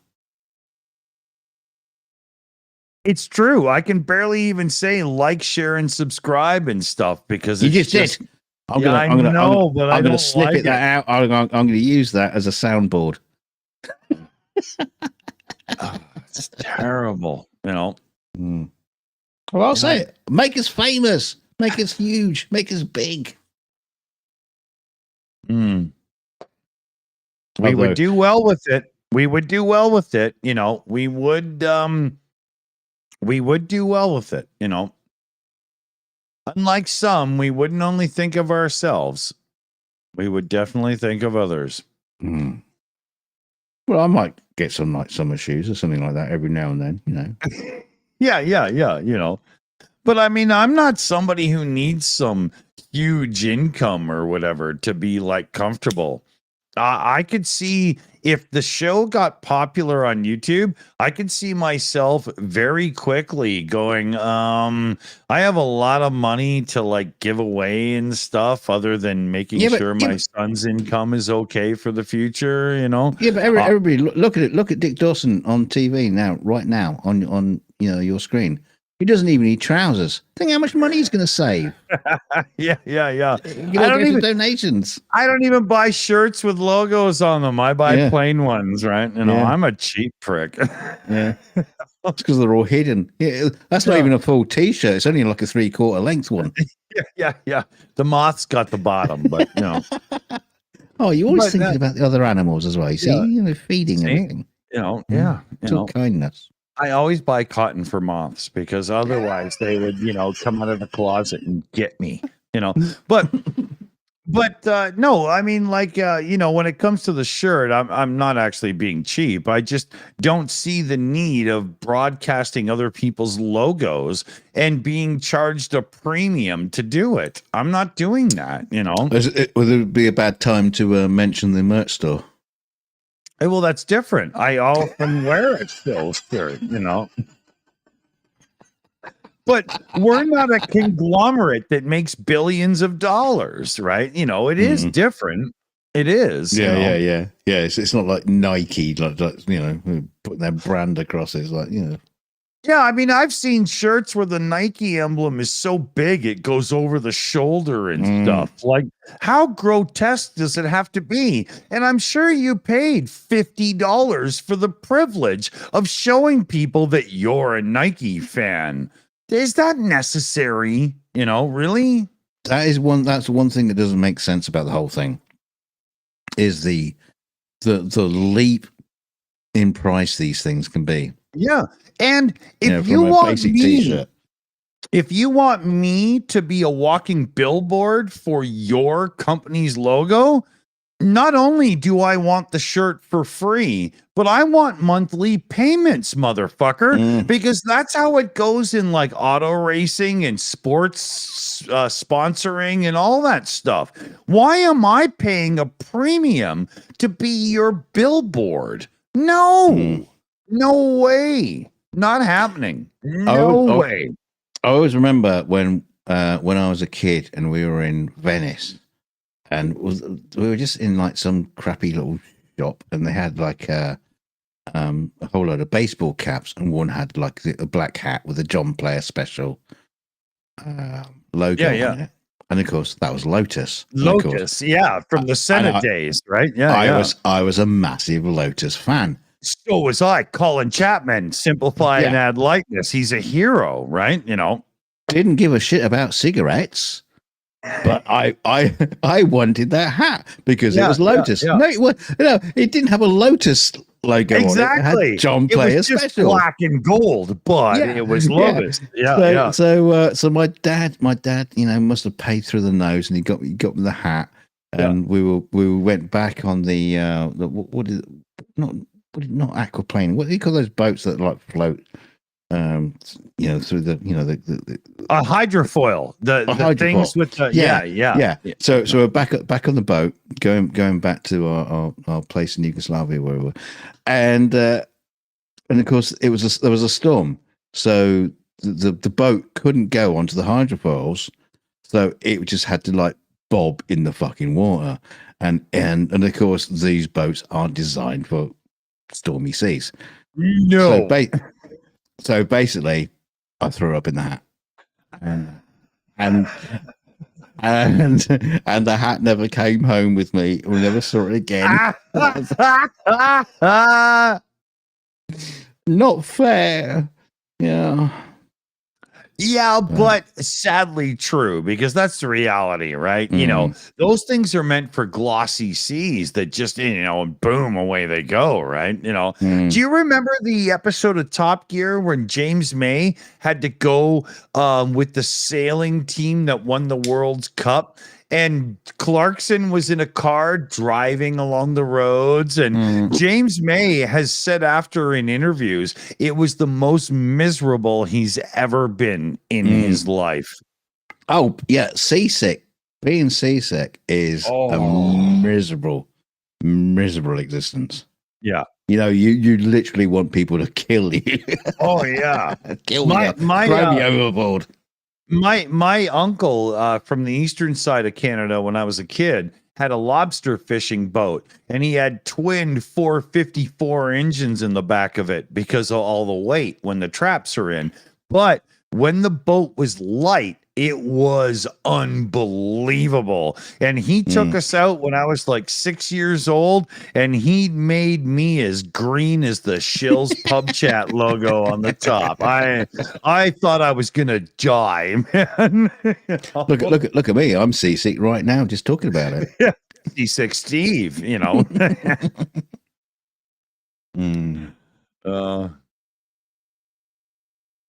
But I did remember I was very impressed with the fact that the twin engines in my uncle's boat for the lobster fishing boat were actually less good than the engine my father had in our car. We had some big, stupid Chrysler car, but him and the neighbor were master mechanic type people. And they stripped the stupid Mopar engine out of it. I think it was I'll try to remember the name, but they put in like this badass fucking 440 with a 6-pack and stuff. And we used to go across the country and back in a car that got like 7 miles to the gallon. And my dad would be street racing people as we went. It was so funny. 7 miles to the gallon. Oh yeah. He was a crazy bastard. It was hilarious, you know. The first car I ever learned how to drive was a 72 Camaro with a Borg & Warner transmission, 4-speed, and like a 12-inch clutch. And my 14-year-old leg could barely even deal with the clutch pedal. Man, it was unbelievable. But it was good, you know. He was he had it going on. He knew what he was doing, you know. You think those days are over with cars? Internal combustion engine cars? Is it, you know, all efficiency and I'm unconvinced that the electric car is the answer. No, I'm not. I wasn't saying the electric car is going to take over. But do you think, as far as internal combustion engines are concerned, those days of those kind of cars are kind of like over, unless you're really specialist? Well, maybe it's going to get to the point where fuel gets pretty expensive, especially for older cars, right? So you're going to have that now.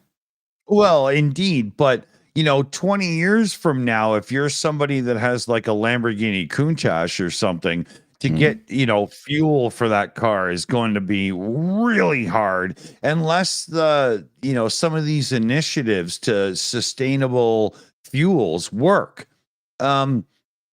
There's a problem with some of these sustainable fuels eating at seals and really destroying the fuel system. So a lot of these seals. Yeah, exactly. But you're going to have to do a lot of modification to the cars as they age and stuff. But I do believe that humanity raced to the zero emissions car too early. And I think we did that through electric cars. I do believe that electric cars have a real place in the world. Little inner city runabouts and stuff and all those kind of cars that don't need real range. But trying to draft real range for like North American driving and stuff and whatnot into electric cars is a bit of a fool's errand. I'm not sure that we have the electric capacity to even support it within the government mandated times. But I think if the industry had to put more energy into hydrogen fuel cell cars, you've sold that ticket quite a few times. Yeah, we could have facilitated the drive-in, fuel up and go world that we have built around us. And but the other argument is so I'm going to pull the chat to nonsense now. Cars were originally electric. Most cars Well- were originally electric in the Yeah. early days, and then They were. gasoline. Then they had, they found Destroyed this, them. They Right. found this product that they just Yeah, wanted yeah. to sell. Well, And if you look at you look at the history of that, and there was like, people partnering up. Ford was really interested in the electric car. huge, yeah. right? And gasoline came along, and maybe it was that kind of like destroyed. Yeah, but it's it's not gasoline that broke the electric car model in the first place. It's energy density. You can get a lot more energy out of a gallon of fuel than you could with a equivalent gallon of battery technology back then. That's what happened. And the problem with the modern electric car is, like we've reported with Kias and stuff, you've got this slab of battery in the bottom of the car because you got to keep the weight down, because electric cars are heavier with these massive batteries, and you want them to drive and handle like a modern car, not some wobbly, roly-poly piece of crap. And they weigh the same whether they're charged or not. Well, that's the other thing, right? There's no weight savings to a low fuel count, right? But what's happened is some of these cars have had slight damage to those battery packs that are now the floor of your car, and they have to be written off. And that affects the owner's insurance and stuff. This is, this is real world. Okay, so I overspent on an electric car to be cool. Now I hit a pothole and my car's been written off and my insurance goes up by 12%. How is that my fault? Well, the other thing as well, when you talk about batteries on cars, when you talk about replacing batteries of the car, in pretty much most, I saw a chart recently, and most of the time for replacing the battery, it's the same value as the vehicle. Exactly. That's why they're getting written off. Yep. Interestingly, Teslas were cheap compared to other cars. I don't know why. It must be just the way they're. Well, Tesla has their own way of making the battery packs, but Tesla being cheaper, Tyler Hoover from Hoovy's Garage and a couple other YouTubers have bought used Teslas that needed battery replacements. Well, they weren't getting them in the next 2 years. But the battery replacements were something like 15 grand on a Tesla. Yeah. Still a huge amount of money. But that's compared to the other cars. But that's usually third party, not from Tesla. Right? Tesla batteries are so well. Yeah, I think we could find it in the thing. But Tesla batteries are very well known in wreckers' yards because Teslas get written off very easily. So you can buy a battery for a Tesla for 15 grand.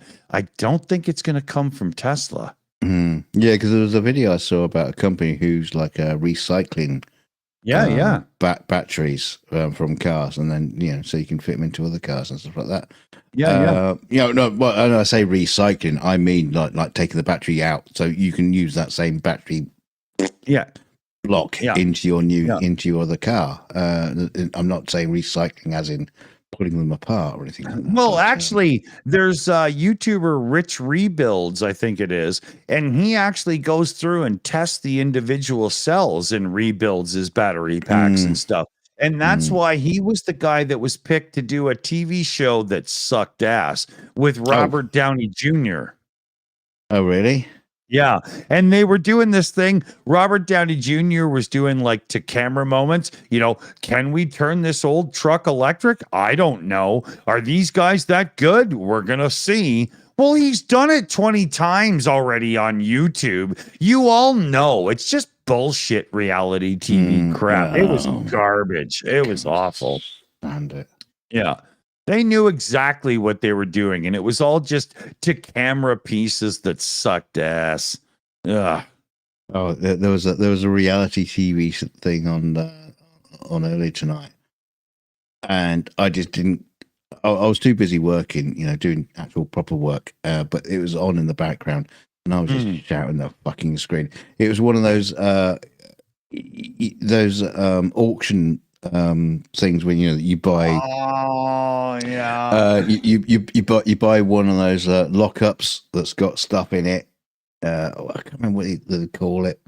What the show was, and then just the auctioneer guy was going, blah, blah, blah, blah, blah, blah, blah. It's just making up words in between, like doing the bidding and stuff like that. It just drives me fucking mad. And always, the people on the show, they're actors. Yeah. The stuff that's in the lockups that's been placed there, Totally. it's like, and they're all going about, storage wars. Thank you, Liz. And of course, Dude, they've been busted for planting things. Exactly. Yeah, they put stuff in there. Yeah. And they go, oh no, this is worth £8,500 pounds or whatever. We're doing really well. No, and you go, no, that's how much it costs new, not just out of the back of a lockup. Exactly. It's like, fuck off. This stuff isn't worth anything. It's just shit. But I will say, Jeremy Clarkson, I have to do a Riley break here in a second. But me too. Jeremy Clarkson was talking about how he really wanted to do the Antiques Roadshow, and he had one of the newscasters, newsreaders, as you guys call them, over there on the UK as a guest on Top Gear. And she was like, really? Why would you want to do that? And he was like, oh, to be that person that says, oh, this would have been worth $75,000, but because you put your coaster on it 20 times, it's worth 500.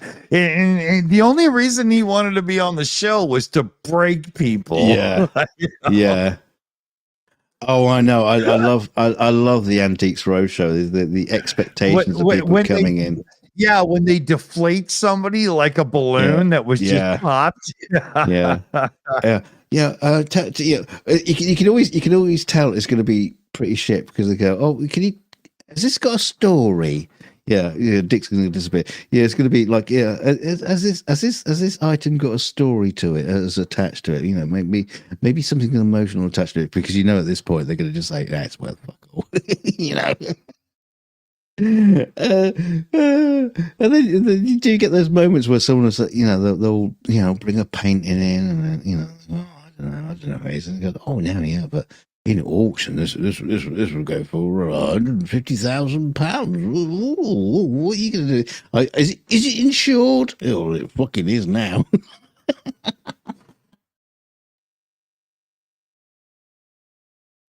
But the thing is, it's just usually just. I mean, I'm not being funny. I mean, it is the Antiques Roadshow, but it is just like old crap, and it's like, what do people want this for? I mean, I can understand it's like beautiful Ming vases or something like that. Something to put the flowers in for Mother's Day and stuff like that. But it says, oh, this antique figurine, it's just horrible, but it's worth a fortune to somebody. It's like, well, I wouldn't pay 10 pence for it. I think my brother took a load of stuff onto the Antiques Roadshow, and it was years back, and it's always like, oh, this is very interesting. I don't think he got onto the program though. It wasn't interesting enough, but everybody is just like, it's just like, it's like a car boot sale, but you're instead of like having a little table out, selling the crap, you're taking it to an expert to find out if it's like a hidden gem and it's worth a fortune. And I mean, I think I've got a few things that are kicking around the house that are worth a few quid, but that's why I don't dox myself.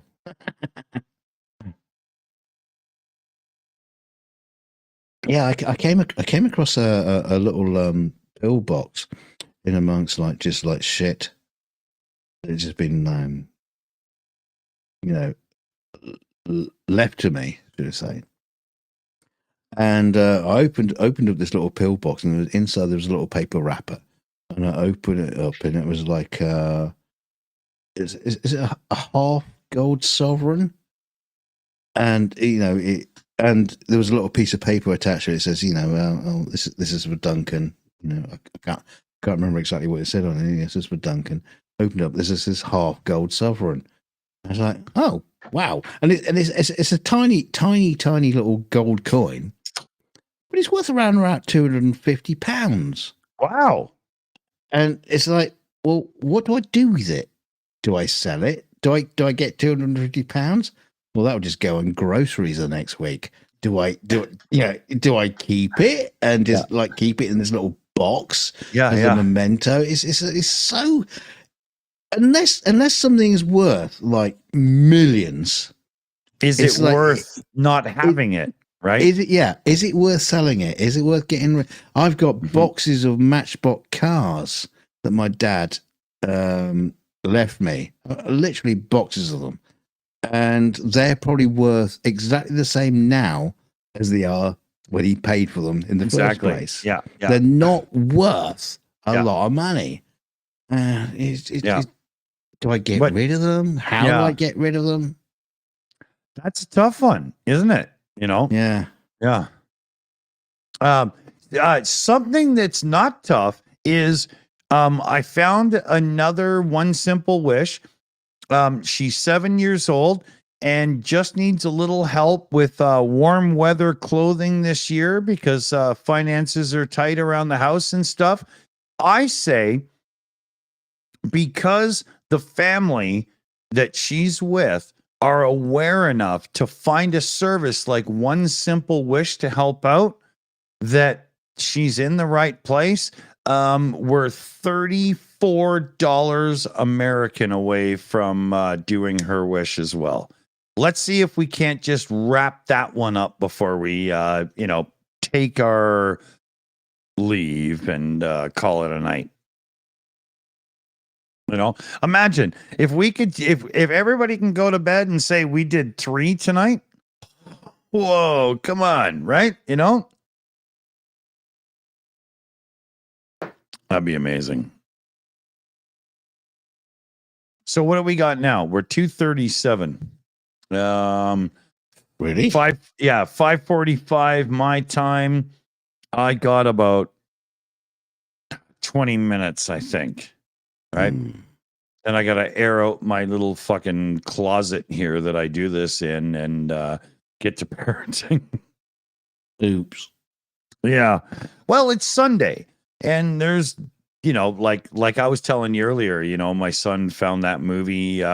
He found another one of the movies from Eugenio Derbez, his favorite Mexican actor.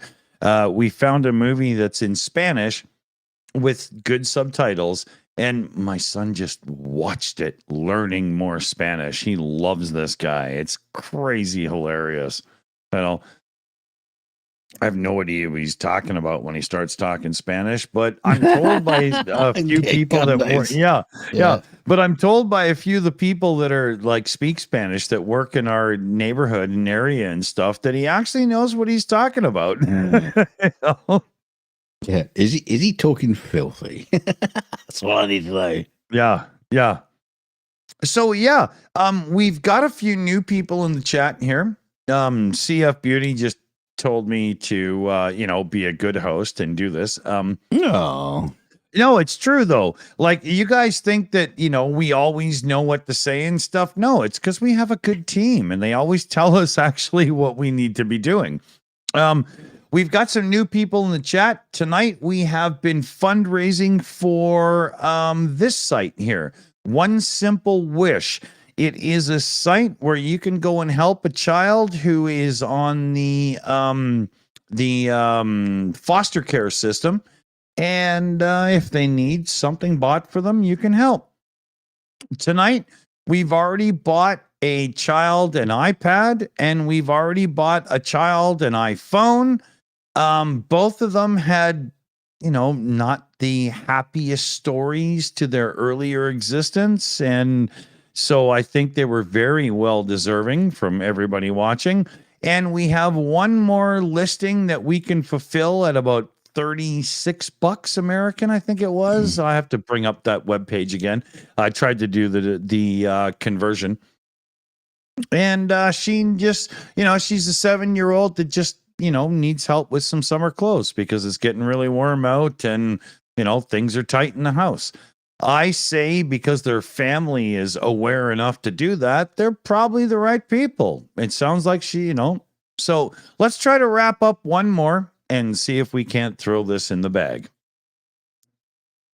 I wish the Enforcer did shit like this. No, they only raise money for themselves. Yeah. It's their fundraiser night tonight. So, come on, Enforcer Matt. Come on, just cough up a little, bit of cash for a little girl. Just try. Yeah. Here's we never call out YouTube channels in drama or anything, but Mr. Enforcer, follow our lead. Do something for somebody you don't know other than yourself. Come on, try it. You might like it. Prick.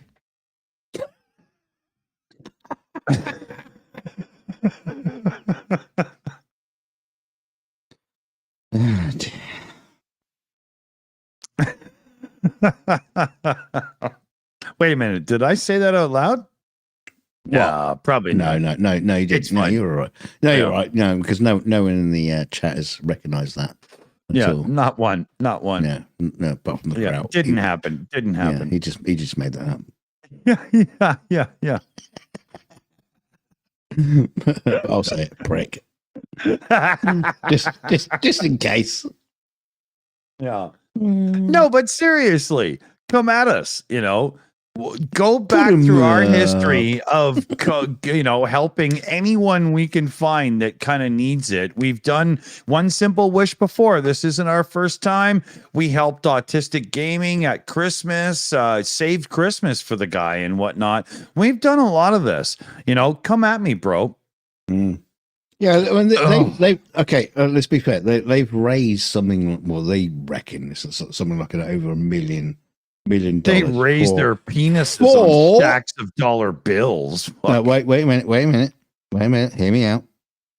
They've raised about $1 million on their charitable Sunday night donation streams, where they just link a charity. And you can donate directly to them. Yeah, which is in some ways that's good because it's going straight to the charity. Yeah. But now give the context. But they're giving it to like charities that maybe 5% might actually go to work in Ukraine. We send direct to the horse's mouth. Yes, right. But the other 5 nights of the week when they're doing their stream, they get it's all kind of money. Yeah, and it's all for them to the point where they've dropped out of law school, but they have a lawyer father with a lovely brick home, right? So you just do the math. If they reckon they've raised $1 million on their donation nights, put it all together. And then on the other 5 nights, they get the same kind of super chats that are just going straight to them. Yeah, exactly. Do the math. Do the math. Yeah. It's not good math. It's really bad, And we're not calling the Enforcer channel out for drama or anything because, morally speaking, you couldn't hold a candle to us, dude. So try me. But, fuck you anyway.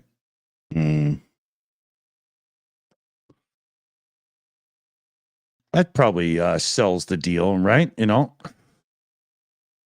mean, at least the the money that we raise is going to people that can use it. Because damn right, man. Because you're still fucking poor and still can't afford pizza or beer. I couldn't even upgrade my computer without community help, man. I have nothing,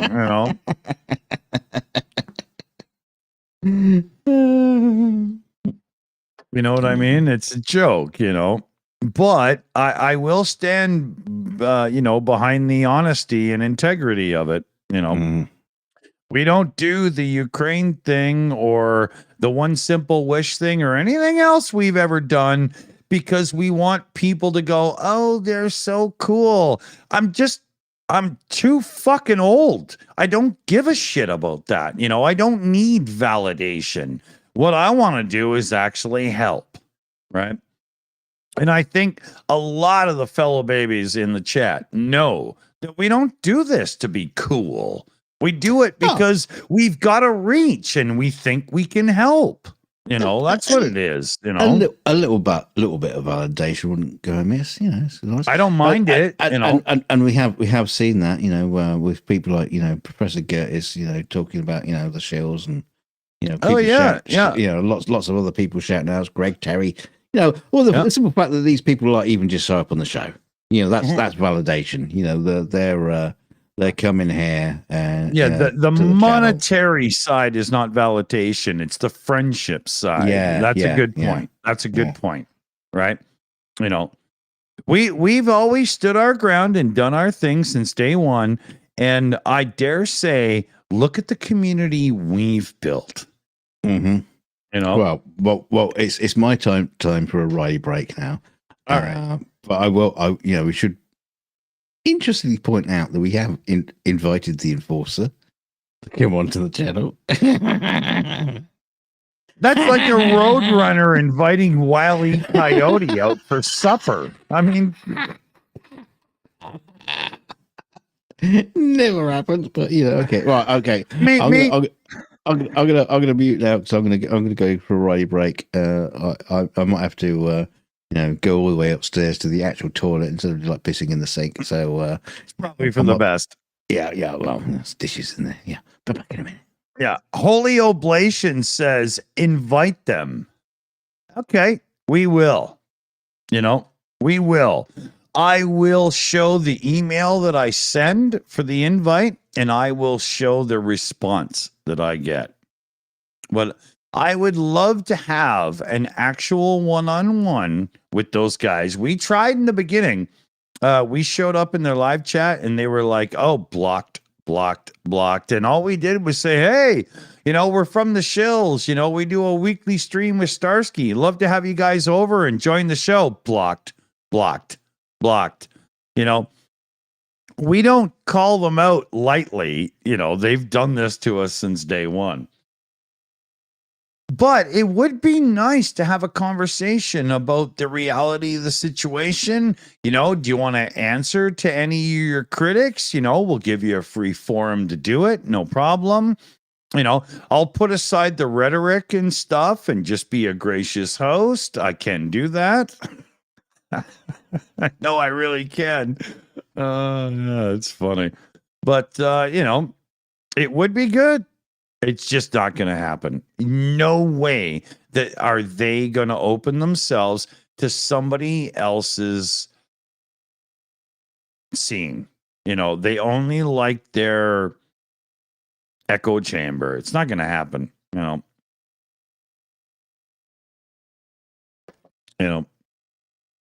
then there's the whole thing where, as a Canadian, they can threaten me with lawsuits all they want. Ooh. Are you really going to spend international law money to go at somebody who,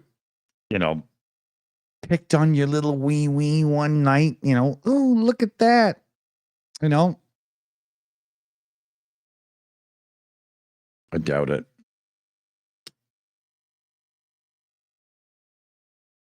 But if you guys want to see it, we'll invite them. We'll try. We'll give it a shot. Here, I'm being told to check a thing. Here we go. Hey. The username wasn't put in with this one because at this point they don't even have to.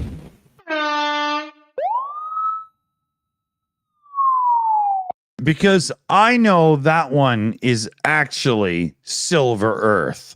It's gotten to the point, Silver Earth, when I don't even have to see. As soon as I see the other name in PayPal, I know what to call you instantly, right?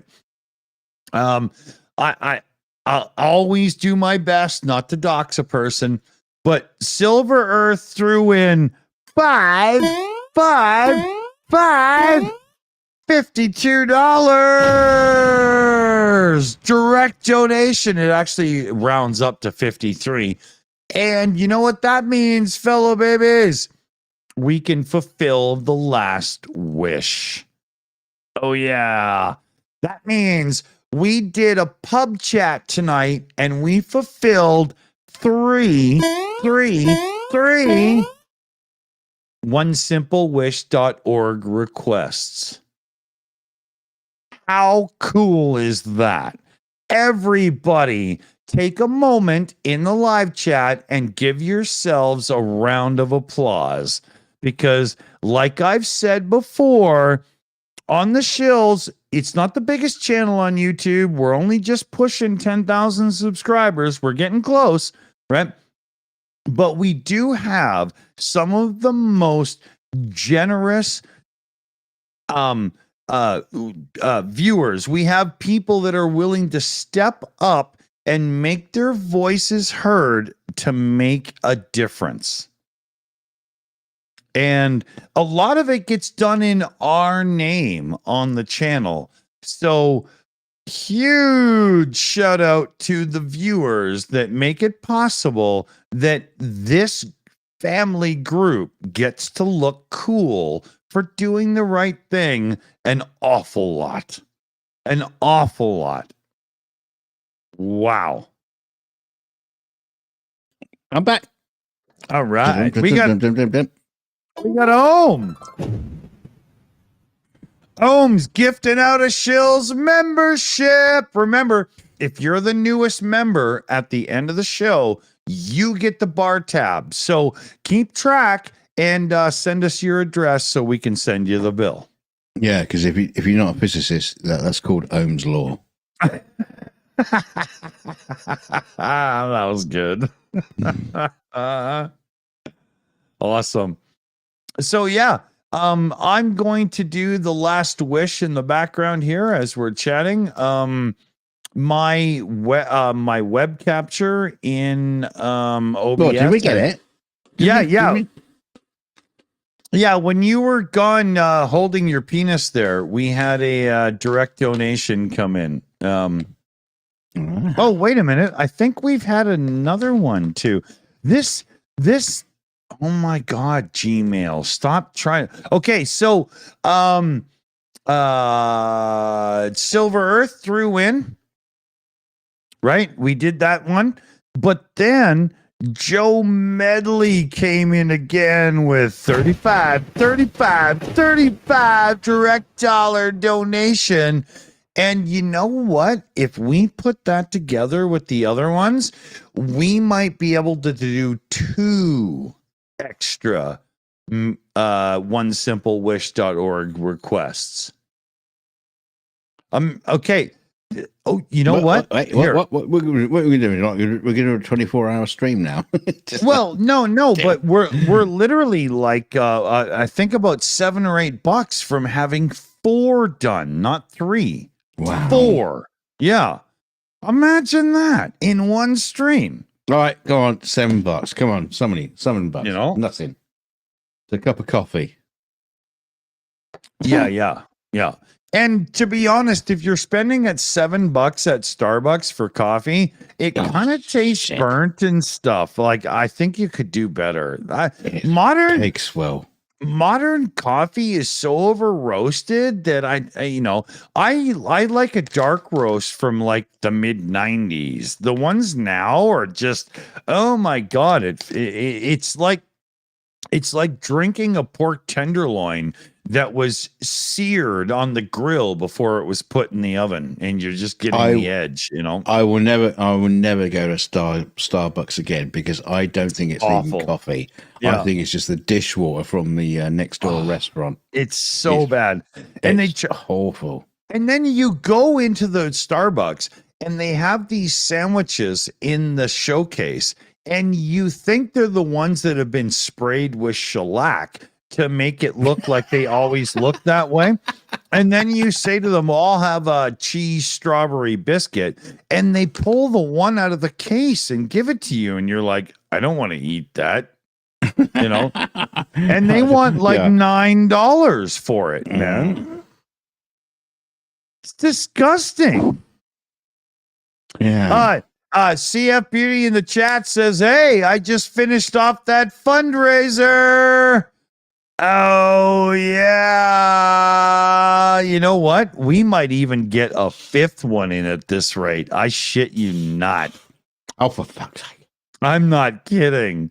Well, I'm going to be up till like 2 a.m. dealing with this stuff now. Fellow babies, yeah. All right. It is 2 a.m. Oh, only for you. You know, for me, it's 6 p.m. and I'm like looking at my finances going, oh, I'm going to have to order Felix a pizza now because I don't even have time to feed him, right? You know? Yeah. All right. We need, if you want to keep going, we also need funds for Dick to get a pizza. Don't do that. How much is the pizza fund? No, don't do that. This is about everything else. It's not about me tonight. We're not doing that. We're not doing that. No, it's about Felix. We're just talking about feeding Felix, not you fucker. That's true. Okay. You can eat the bird seed. We don't care about you. Felix, but the insinuation, the insinuation is since Dick is incapable of feeding his son, we're gonna have to do it for him, right? You know? Yeah. No, that's not so much of an insinuation. That's just just pure fact. Okay.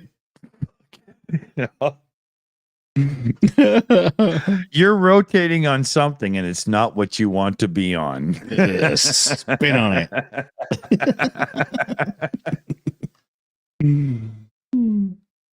But yeah, dudes, we've really nailed it out of the park tonight. I'm so proud of the fellow babies. Look what we've done tonight. We've really made a difference in some lives, and some lives that really needed a difference to be made for them. You know, we didn't supply some rich git with or whatever, you know what I mean? Yeah. Didn't buy NFTs for Donald Trump. Yeah. But buy a JPEG. Lovely. How much is the JPEG? How much? We should do what's his name's here Trump animation here. I'll tell you what. I'll go to Midjourney right now, and we could start creating our own NFTs, and people can donate money, and I'll produce the Midjourney stuff, the same as Donald Trump did. And yeah. And we'll raise it's up not like the Shills NFTs. Yeah, it's not like you can't do a screen capture and grab the graphic for yourself. No, because that would be wrong. The first time I heard of NFTs, I was like, seriously? You've got to be kidding me. That's just, that's stupid.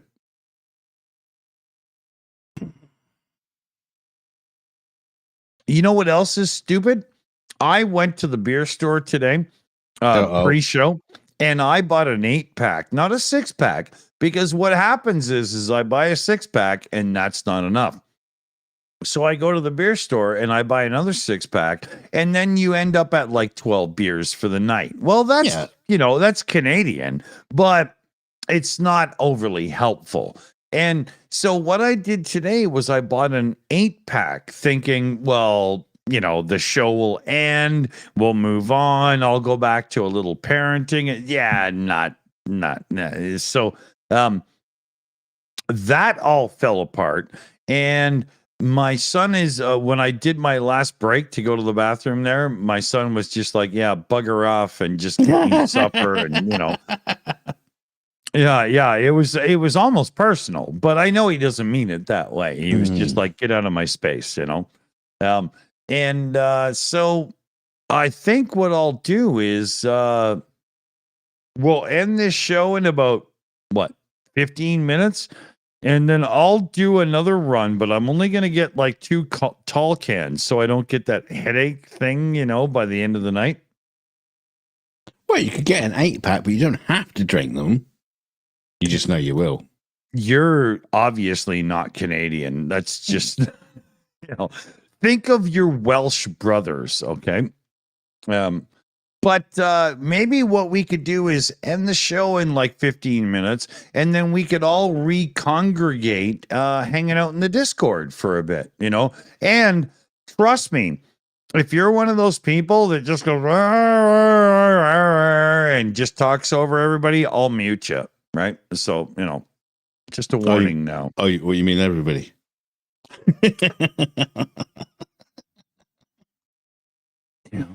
That's a one way to look at it. I'm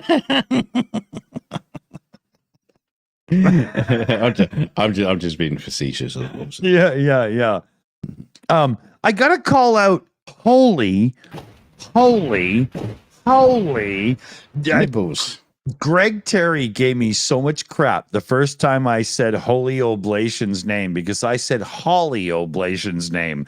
And he cut me off right away when he was like, "You can't even say it, can ya?"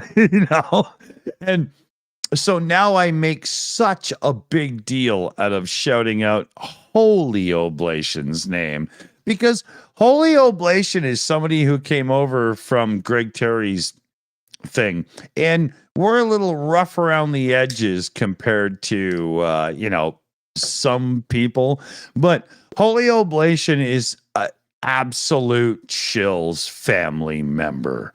So big shouts, big shouts. We've got an issue right now where the PayPal thing is not updating the emails as fast as I need. Yeah, Holy Oblation has sent in a PayPal donation, I believe.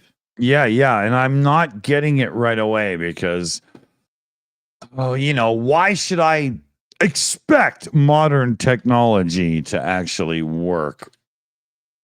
Well, I think if Holy Oblation is a friend of Greg Terry's, it's having to go through like the Christian filters to make sure that the funds come through cleanly without your devil attitude. As Greg Terry did live on stage in his church, he cast the devil out of not only a chair because somebody's phone went off, but he went at me because I was in the live chat, and it was one of the most epic moments of my life. He won't like you. He won't like you being on this stream just wearing red. The devil incarnate. But yeah, he saw live on stage that I was in the live chat, and he was like, "Oh yeah, Dickie Dawson, I got one for you." And he went full on Southern preacher and just let it out. And it was one of the biggest belly laughs I've had in about 6 months. I love that guy. Yeah, Holy Oblation, Greg Terry. You know, Dick Dawson can be saved. He can be saved. The Lord can come down and save his ass. He can be saved. He can be cleaned. He can be cleansed. He can be made a beautiful person again. And the Lord will just sing and dance around him, and the angels will sing in heaven when Dick Dawson is saved. Thank you very much.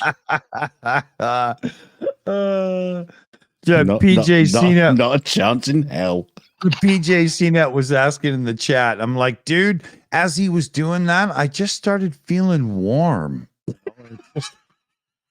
Had these wings sprouting from behind, and it was just, hooves and tails. Yeah, and the horns fell off his head. Yeah. Well, everything went just a little bit odd. No, but with Greg and I, he knows who I am. I know who he is. And there is great respect between the people, and we let each other be who we are. And I cannot respect that more. No. Well, at least we know the respect goes one way. Yeah.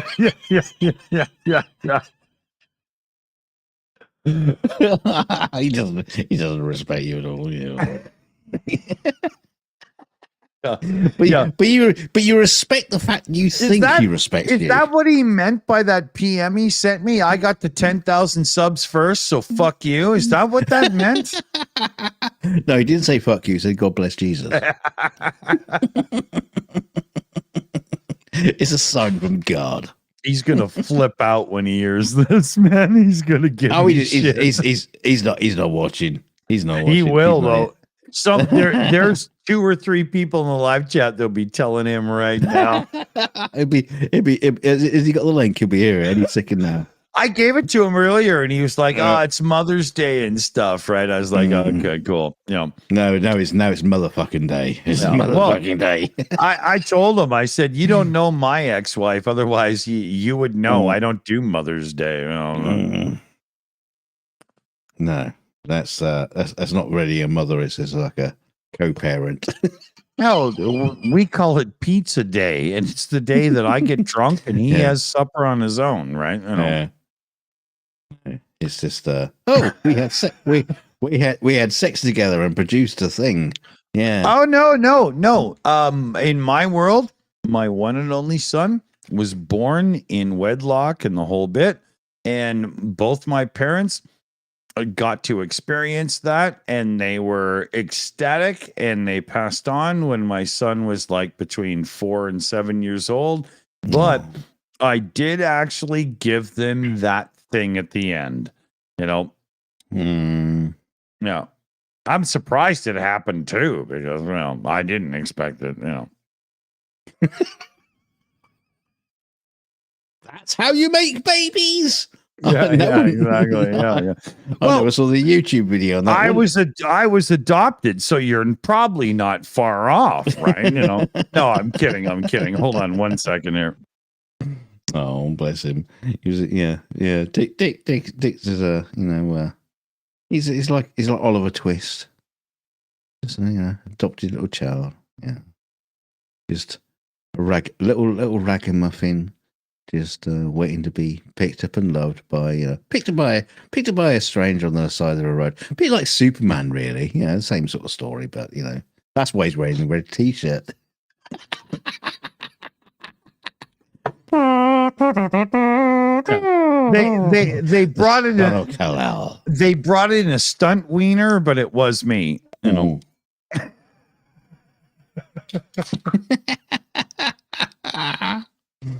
Yeah, we just got to get a blue cape to go along with your red t-shirt. You'll be all right.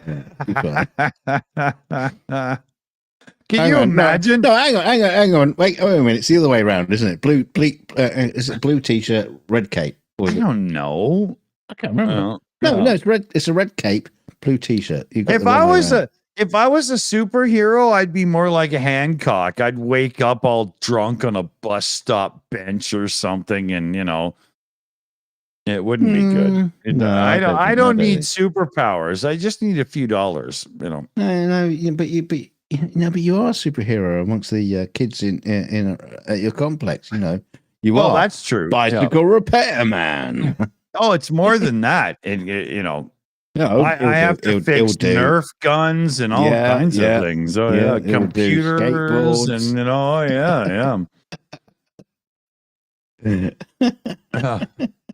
Oh yeah. Hey, we've got a okay here. Okay, wait a minute. Let me get the name thing right. I'm getting to that point where I have to make sure.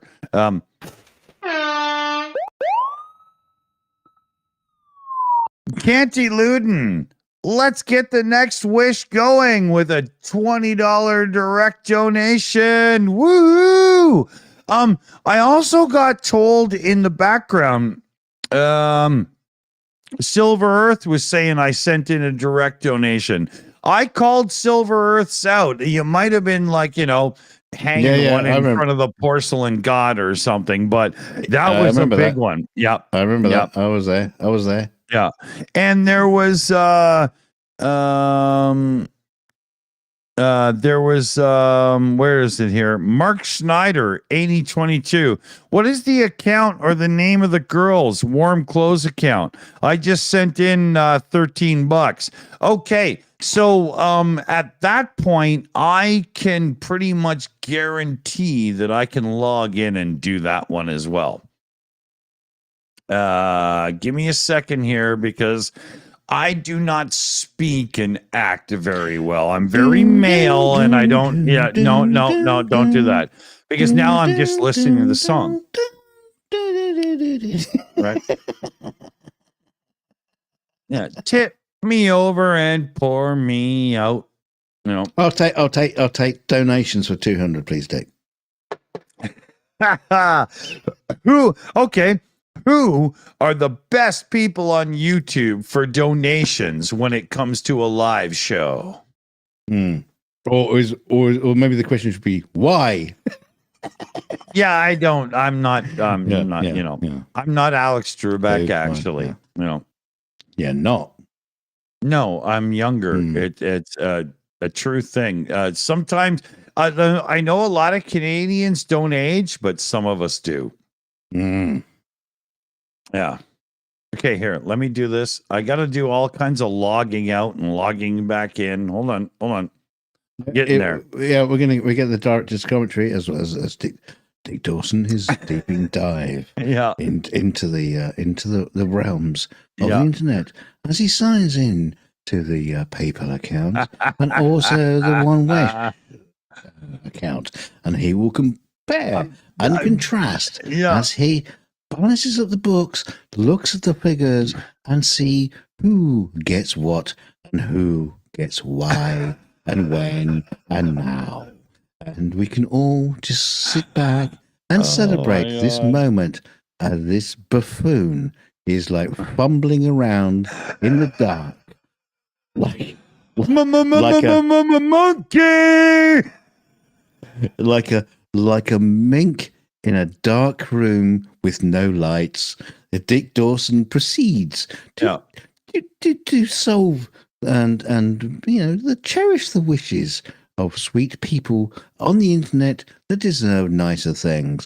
Unfortunately, you people have to listen to it.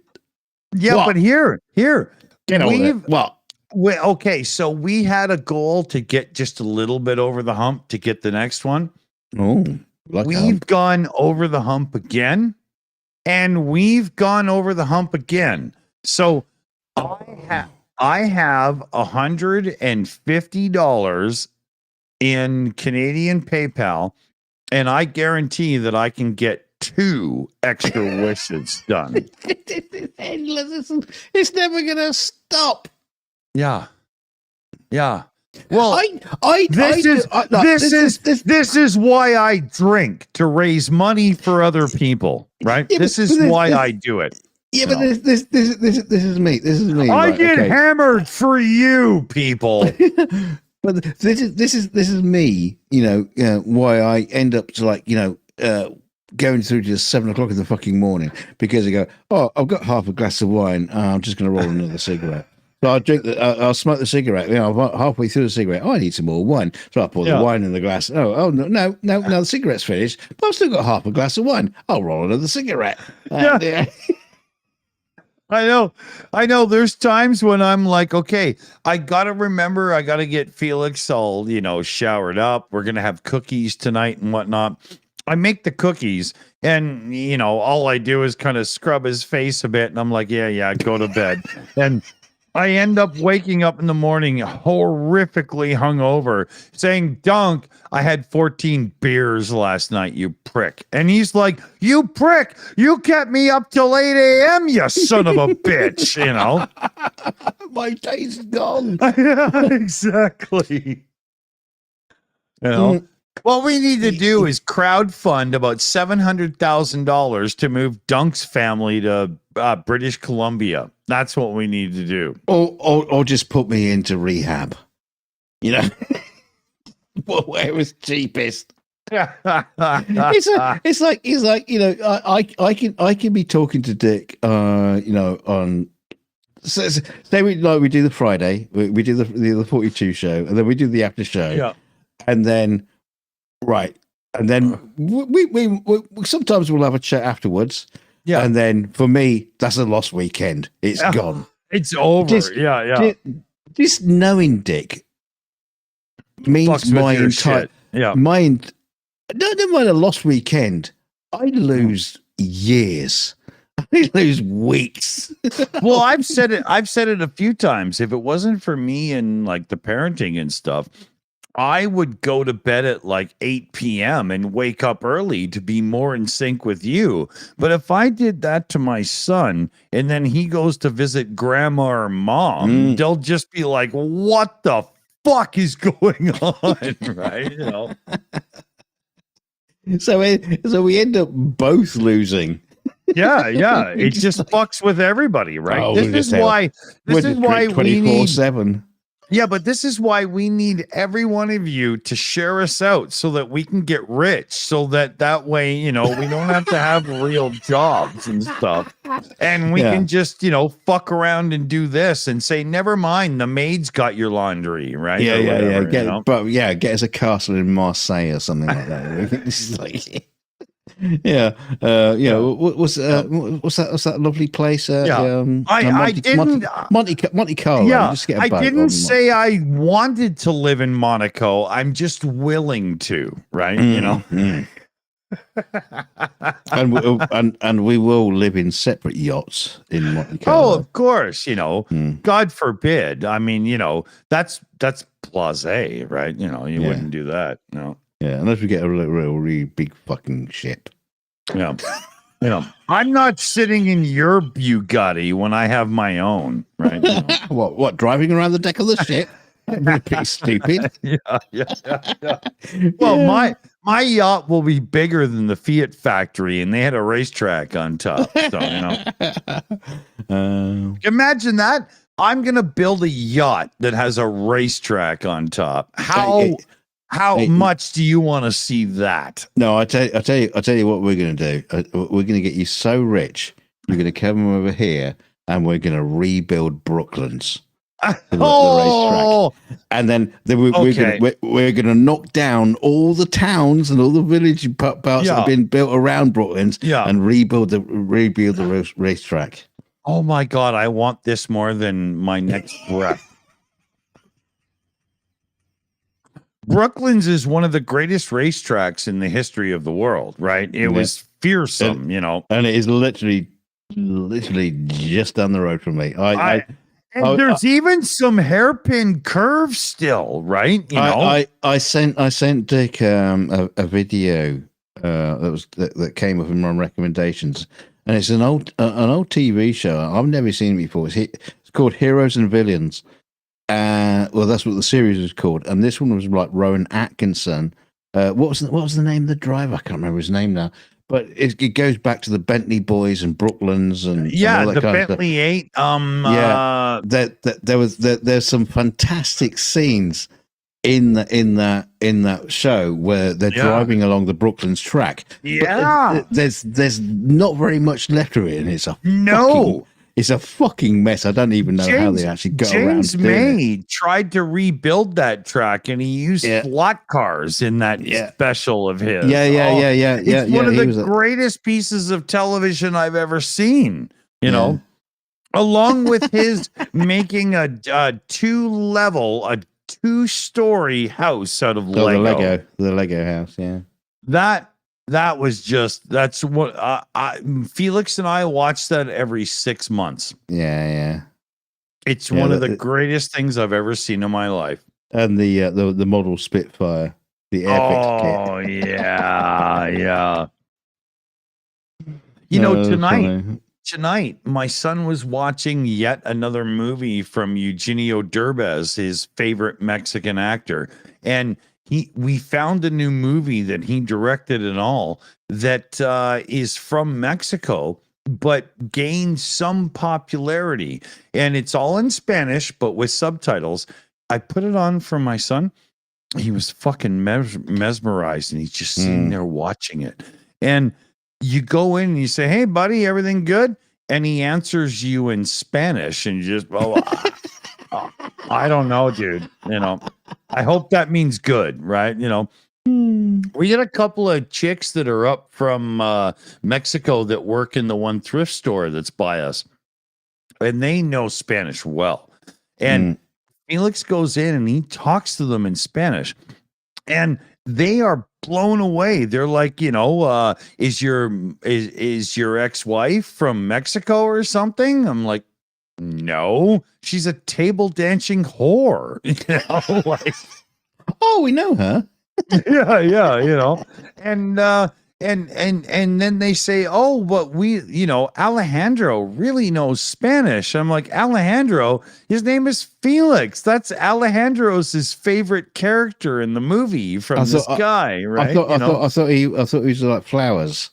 Yeah, Anthony Flowers. Well, that's another of Eugenio's characters. Right. But Alejandro Gutierrez is Eugenio's character in the Dora the Explorer movie, live action from the 90s or whatever it's from, right? And that's why I had to order that fucking shirt from Romania that cost me like $90, because it's the same one he wears in the movie. Right? I had to order it from Romania. But my son rarely asks for things. So when he does, he gets them. He rarely does. He rarely asks for things, but when he asks for things, they're are fucked. Incredibly specific.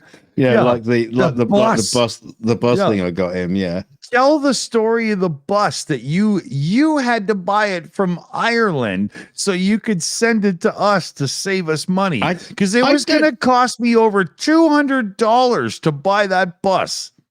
Yeah, well, it's a strange story because I don't know if it came from Ireland, but he became absolutely fascinated by this bus, and it was a double-decker shuttle bus to the Dublin airport bus. And I had this conversation with Dick. He's saying, "Oh, he's really fascinated with this." I said, "Oh yeah, I can get him double-decker bus. No problem. It's we're living in the UK. You go down to the tourist. They're everywhere. Buses are everywhere. And we're going. Oh, what about this one? This one, Felix. It's a double-decker. It's a London bus. No, it's not the the Dublin Airlink bus. Yeah, exactly. Okay, so we found on the internet, we found 2 available models of it. Yeah. One of them was cheaper. It was completely broken and busted up, destroyed. Yeah.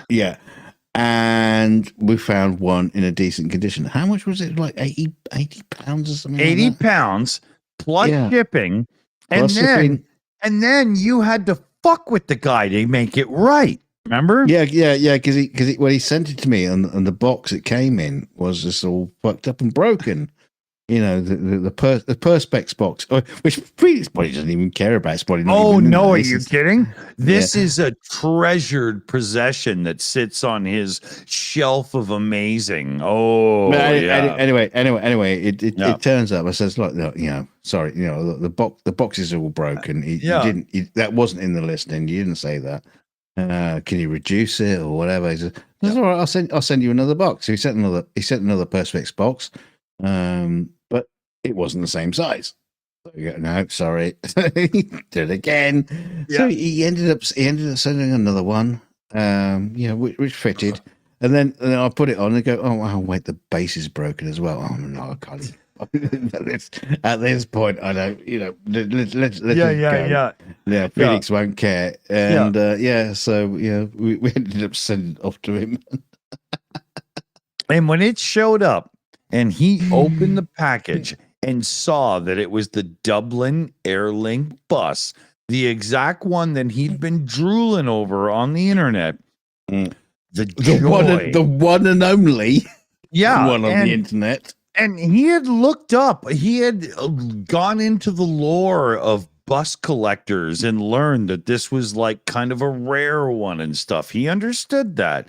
When it showed up, it was everything to him. He put it on top of his computer monitor on the little shelf, and it was, it gets top billing, and Felix is very much into these things. We have a very expensive model of the time machine from the first Back to the Future movie. We have Ecto 1 from Ghostbusters and stuff, and those ones made sense to me because they're iconic movies. To this day, don't understand neither of us busting. understand where this is a fascination for that particular. That particular bus, because the people who do those buses, they knock out all kinds of different variations. For for different corporates and all that kind of stuff. But it was this one. to be that one. Yeah. But it made him so happy. He was so happy. Like it has a prized place on his thing upstairs and whatnot. It's so cool. Amazing. But it's also so cool because that's who you are. As soon as you knew that Felix wanted that, you stepped to the plate, dude, and made it happen. Because I was like, they want like $280 Canadian for this. I can't do this, And you're like, oh, fine, I'll get it for you, Also, a little bit goes to my wife as well, because it's just like, getting this conversation, and Dick was saying, Dick was going, I'll send you the money for it. I'm saying, no, it's not a problem. It's not, we'll just get it for Felix. And my wife says, no, it's a gift. It's a gift from us. Oh, but Kelly's amazing. She put her foot down at that point. She says, no, it's a gift from us. Yeah, Kelly's amazing that way, though. And if anybody's been paying attention around here, Kelly doesn't have it easy right now. It's not at all. So, God, she's been in hospital for like, what is it, 3 months now? Gone at least 6 weeks, maybe 2 months. But even then, dude, if we're gonna actually convey the thought that we're going for here, when she gets home for 3 months, she's going right back for another 3 or so. Like, this is an endless cycle with you guys, right? It seems tough to be on you, Yeah, it seems to be. It's always like, oh, okay, this is the final solution. But, well, when I say final solution, I'm not doing it from the Nazi point of view, but it just seems to be like, oh, okay, we're sorted, and 6 months down the line, something else. The crowd asked if the bus was a dinky toy. No, it wasn't. It's a very, very specialist. It's a collectible. It's so well built. Oh my God, the detail on this thing. It's so amazing. Yeah, I can't remember the name of the company of it that does it, but but they only do like a few thousand of each one. Like, it's for collectors, right? That's what screwed me up. And they're out of business. Yeah. That's what screwed me up because of shipping and import fees and currency conversion and stuff. I was like, fucked, and I thought about, Dunk, and I was like, dude, can you get this for me and just, put it down as like a Tonka toy, $5 value, that way I don't have to pay import fees. Sneak it through. Yeah. And then him and Kelly just took it over and gave it to Felix. Right. I actually handed it to Dick, personally, by shoving it up my own ass. Through customs. Funny enough, when it came out, there was a watch there as well. I didn't know. Yeah, exactly. Yeah. It was like the Shawshank Redemption, the 2023 edition. Oh yeah, and of course you got the Wacom pen as well, the mysterious Wacom pen that had been kicking about. Well, the funny thing is I stumbled across 2 Wacom tablets. One was gigantic. It was like the size of my desk, right? And when I did this, Dunk was like, well, I have a couple of those pens. I'll send you one. So he sent me one. Now, the big, huge tablet that was the size of like 11 by 17-inch screen, sure, it was a few years old, but to a young, aspiring artist, it was still an amazing toy, right? So Yeah, hang on. Didn't I sent you the pen first of all, and then you said, "Oh, this Wacom's too big for me." So, well, I'll just send you the tablet as well then. So yeah, then I well, sent you the tablet. yeah, you sent me the small tablet. Yeah. So then you got like one pen. Yeah, two and tablets. 2 tablets, and then it's like wait a minute, I've got the other pen somewhere. yeah. And this is how it works. So he sends me the tablet and the pen. So now I got 2 and 1 pen, but the big tablet is way too big. But I meet this girl just down the road from me in my townhouse complex, and her daughter is an aspiring artist who's really doing well. So I give her the big tablet and the pen, but now I have a tablet without a pen. And Dunk finds the other pen, and I'm like, oh, by the way, ship that to me too then. And he's like, yeah, sure, that's what I'm here for, right? You know, like,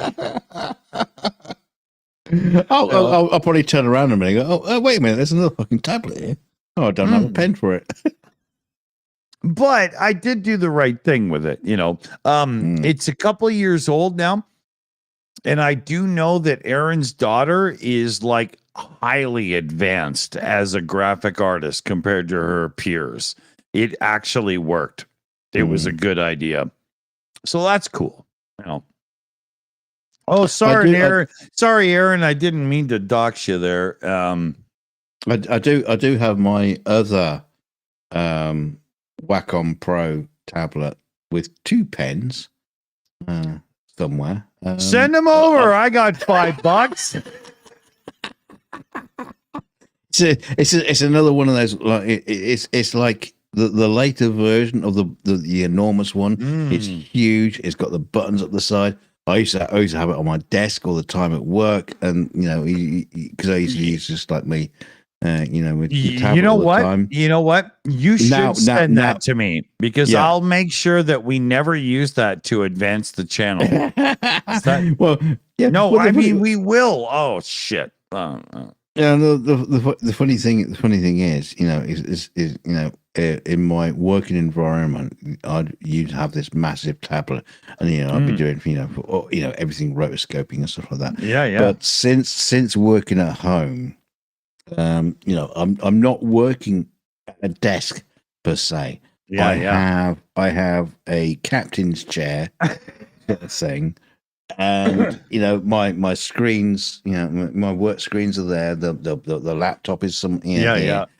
And what I have as my input device is I basically have an old wine box turned.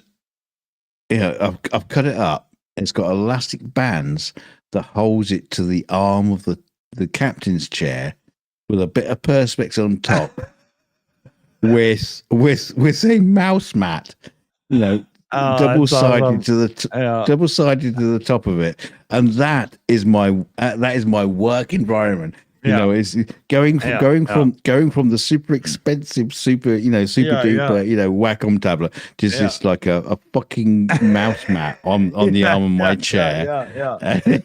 But you get a modern mouse with all those controls to change the DPI and stuff, and they can be easily as good as the older pens and stuff, right? Like, well, you say that, but I am using a Logitech B100, which is the basic mouse, and I've been using those for years. Really? I have a Logitech. No, I know. You got the one with all the buttons. You don't. Yeah, it's got 12 thumb buttons, and I don't use any of them. Right? I just color them the way I want because. Yeah, but that was the thing I found about the Wacom as well. Yeah, all those buttons is bullshit. You know. Yeah. Well, the thing is, you know, it's got some lovely buttons on it. It's got like scroll wheel on it and all these sort of things. Yeah. But it changed depend on the application. Yeah. So you think, and it's all about memory muscle and stuff like that, you know. Yo, big time. That's the thing that Yeah, drives me it nuts just about computers fucks it. these days. They constantly change my muscle memory and fuck my shit up, but it's the same controls. How the fuck off, you know? Yeah, that's why I kind of gravitated back to just using a mouse. Okay, so I might have to do a few more clicks. I might have to. I might have to do a few more other things to get to the thing. But I can faster. trust that it will always be the same. It will always be there, and I know what I'm doing with it. It's weird. Totally, dude. Totally. No. It's kind of like old fashioned craftsmanship. It's almost like an old carpenter just going back to just using old chisels instead of using a router. Totally, man. That's you know, you're doing it by hand when it could have been done, but the difference is if you were an old school craftsman that did it by hand instead of using the router, the problem is in the modern world, that router would cost you $79 per month on subscription, right?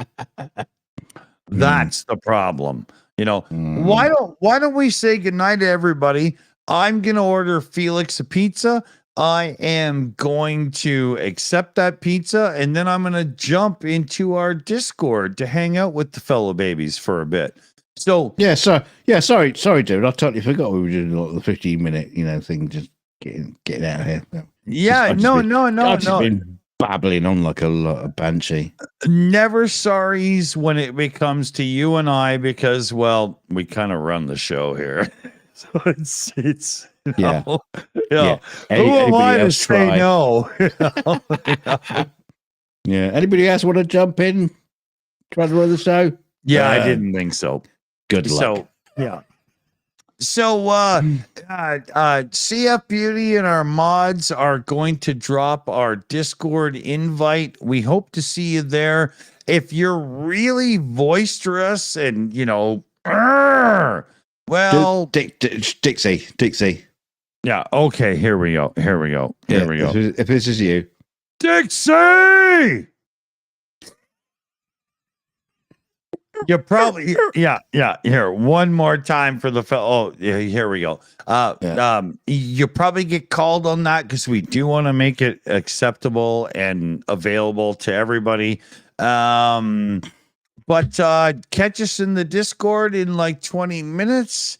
And consumer advice, we always try to leave on some. We're terrible at it, but we always try to. So what do you got? What, me? Advice? Hey, when it comes to throwing somebody under the bus, I only do it to the best. Yeah. So when you're licking buses, make sure you lick the top side, not the underside, because that tastes better. Corrosion is only in your mind, and you can consume it or you can ignore it. Either way, it will cost you money in the long run. Does that work? Yeah. No, that's terrible. It's terrible. Yeah. Keep your stick on the ice, fellow babies. And keep your dick in a vice. Oh, ow! Squeeze and good night. Good night, everybody. Kissy kisses. Thank you so much. Don't forget to like, share, subscribe, and all that lovely things. The one dick's just sitting out a big long one. Yeah, you do that too. Yeah, well, we'll see you. We'll see you next time. We'll see you. Yeah, you know what? We got to give a shout out to the team.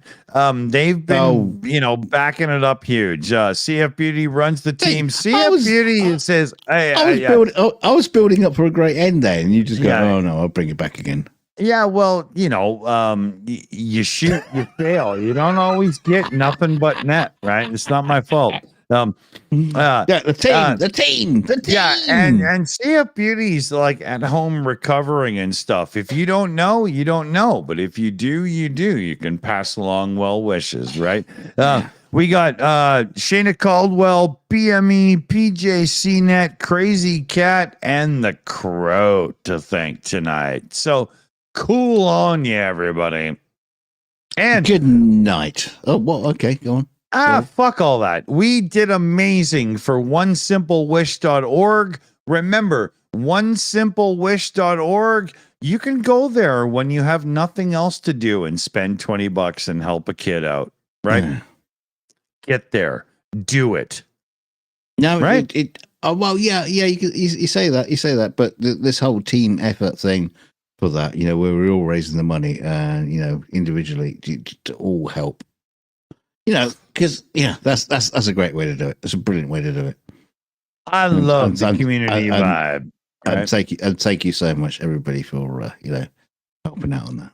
Brilliant. I'm gonna hit the button as he caresses my balls. Good night, everybody. Oh.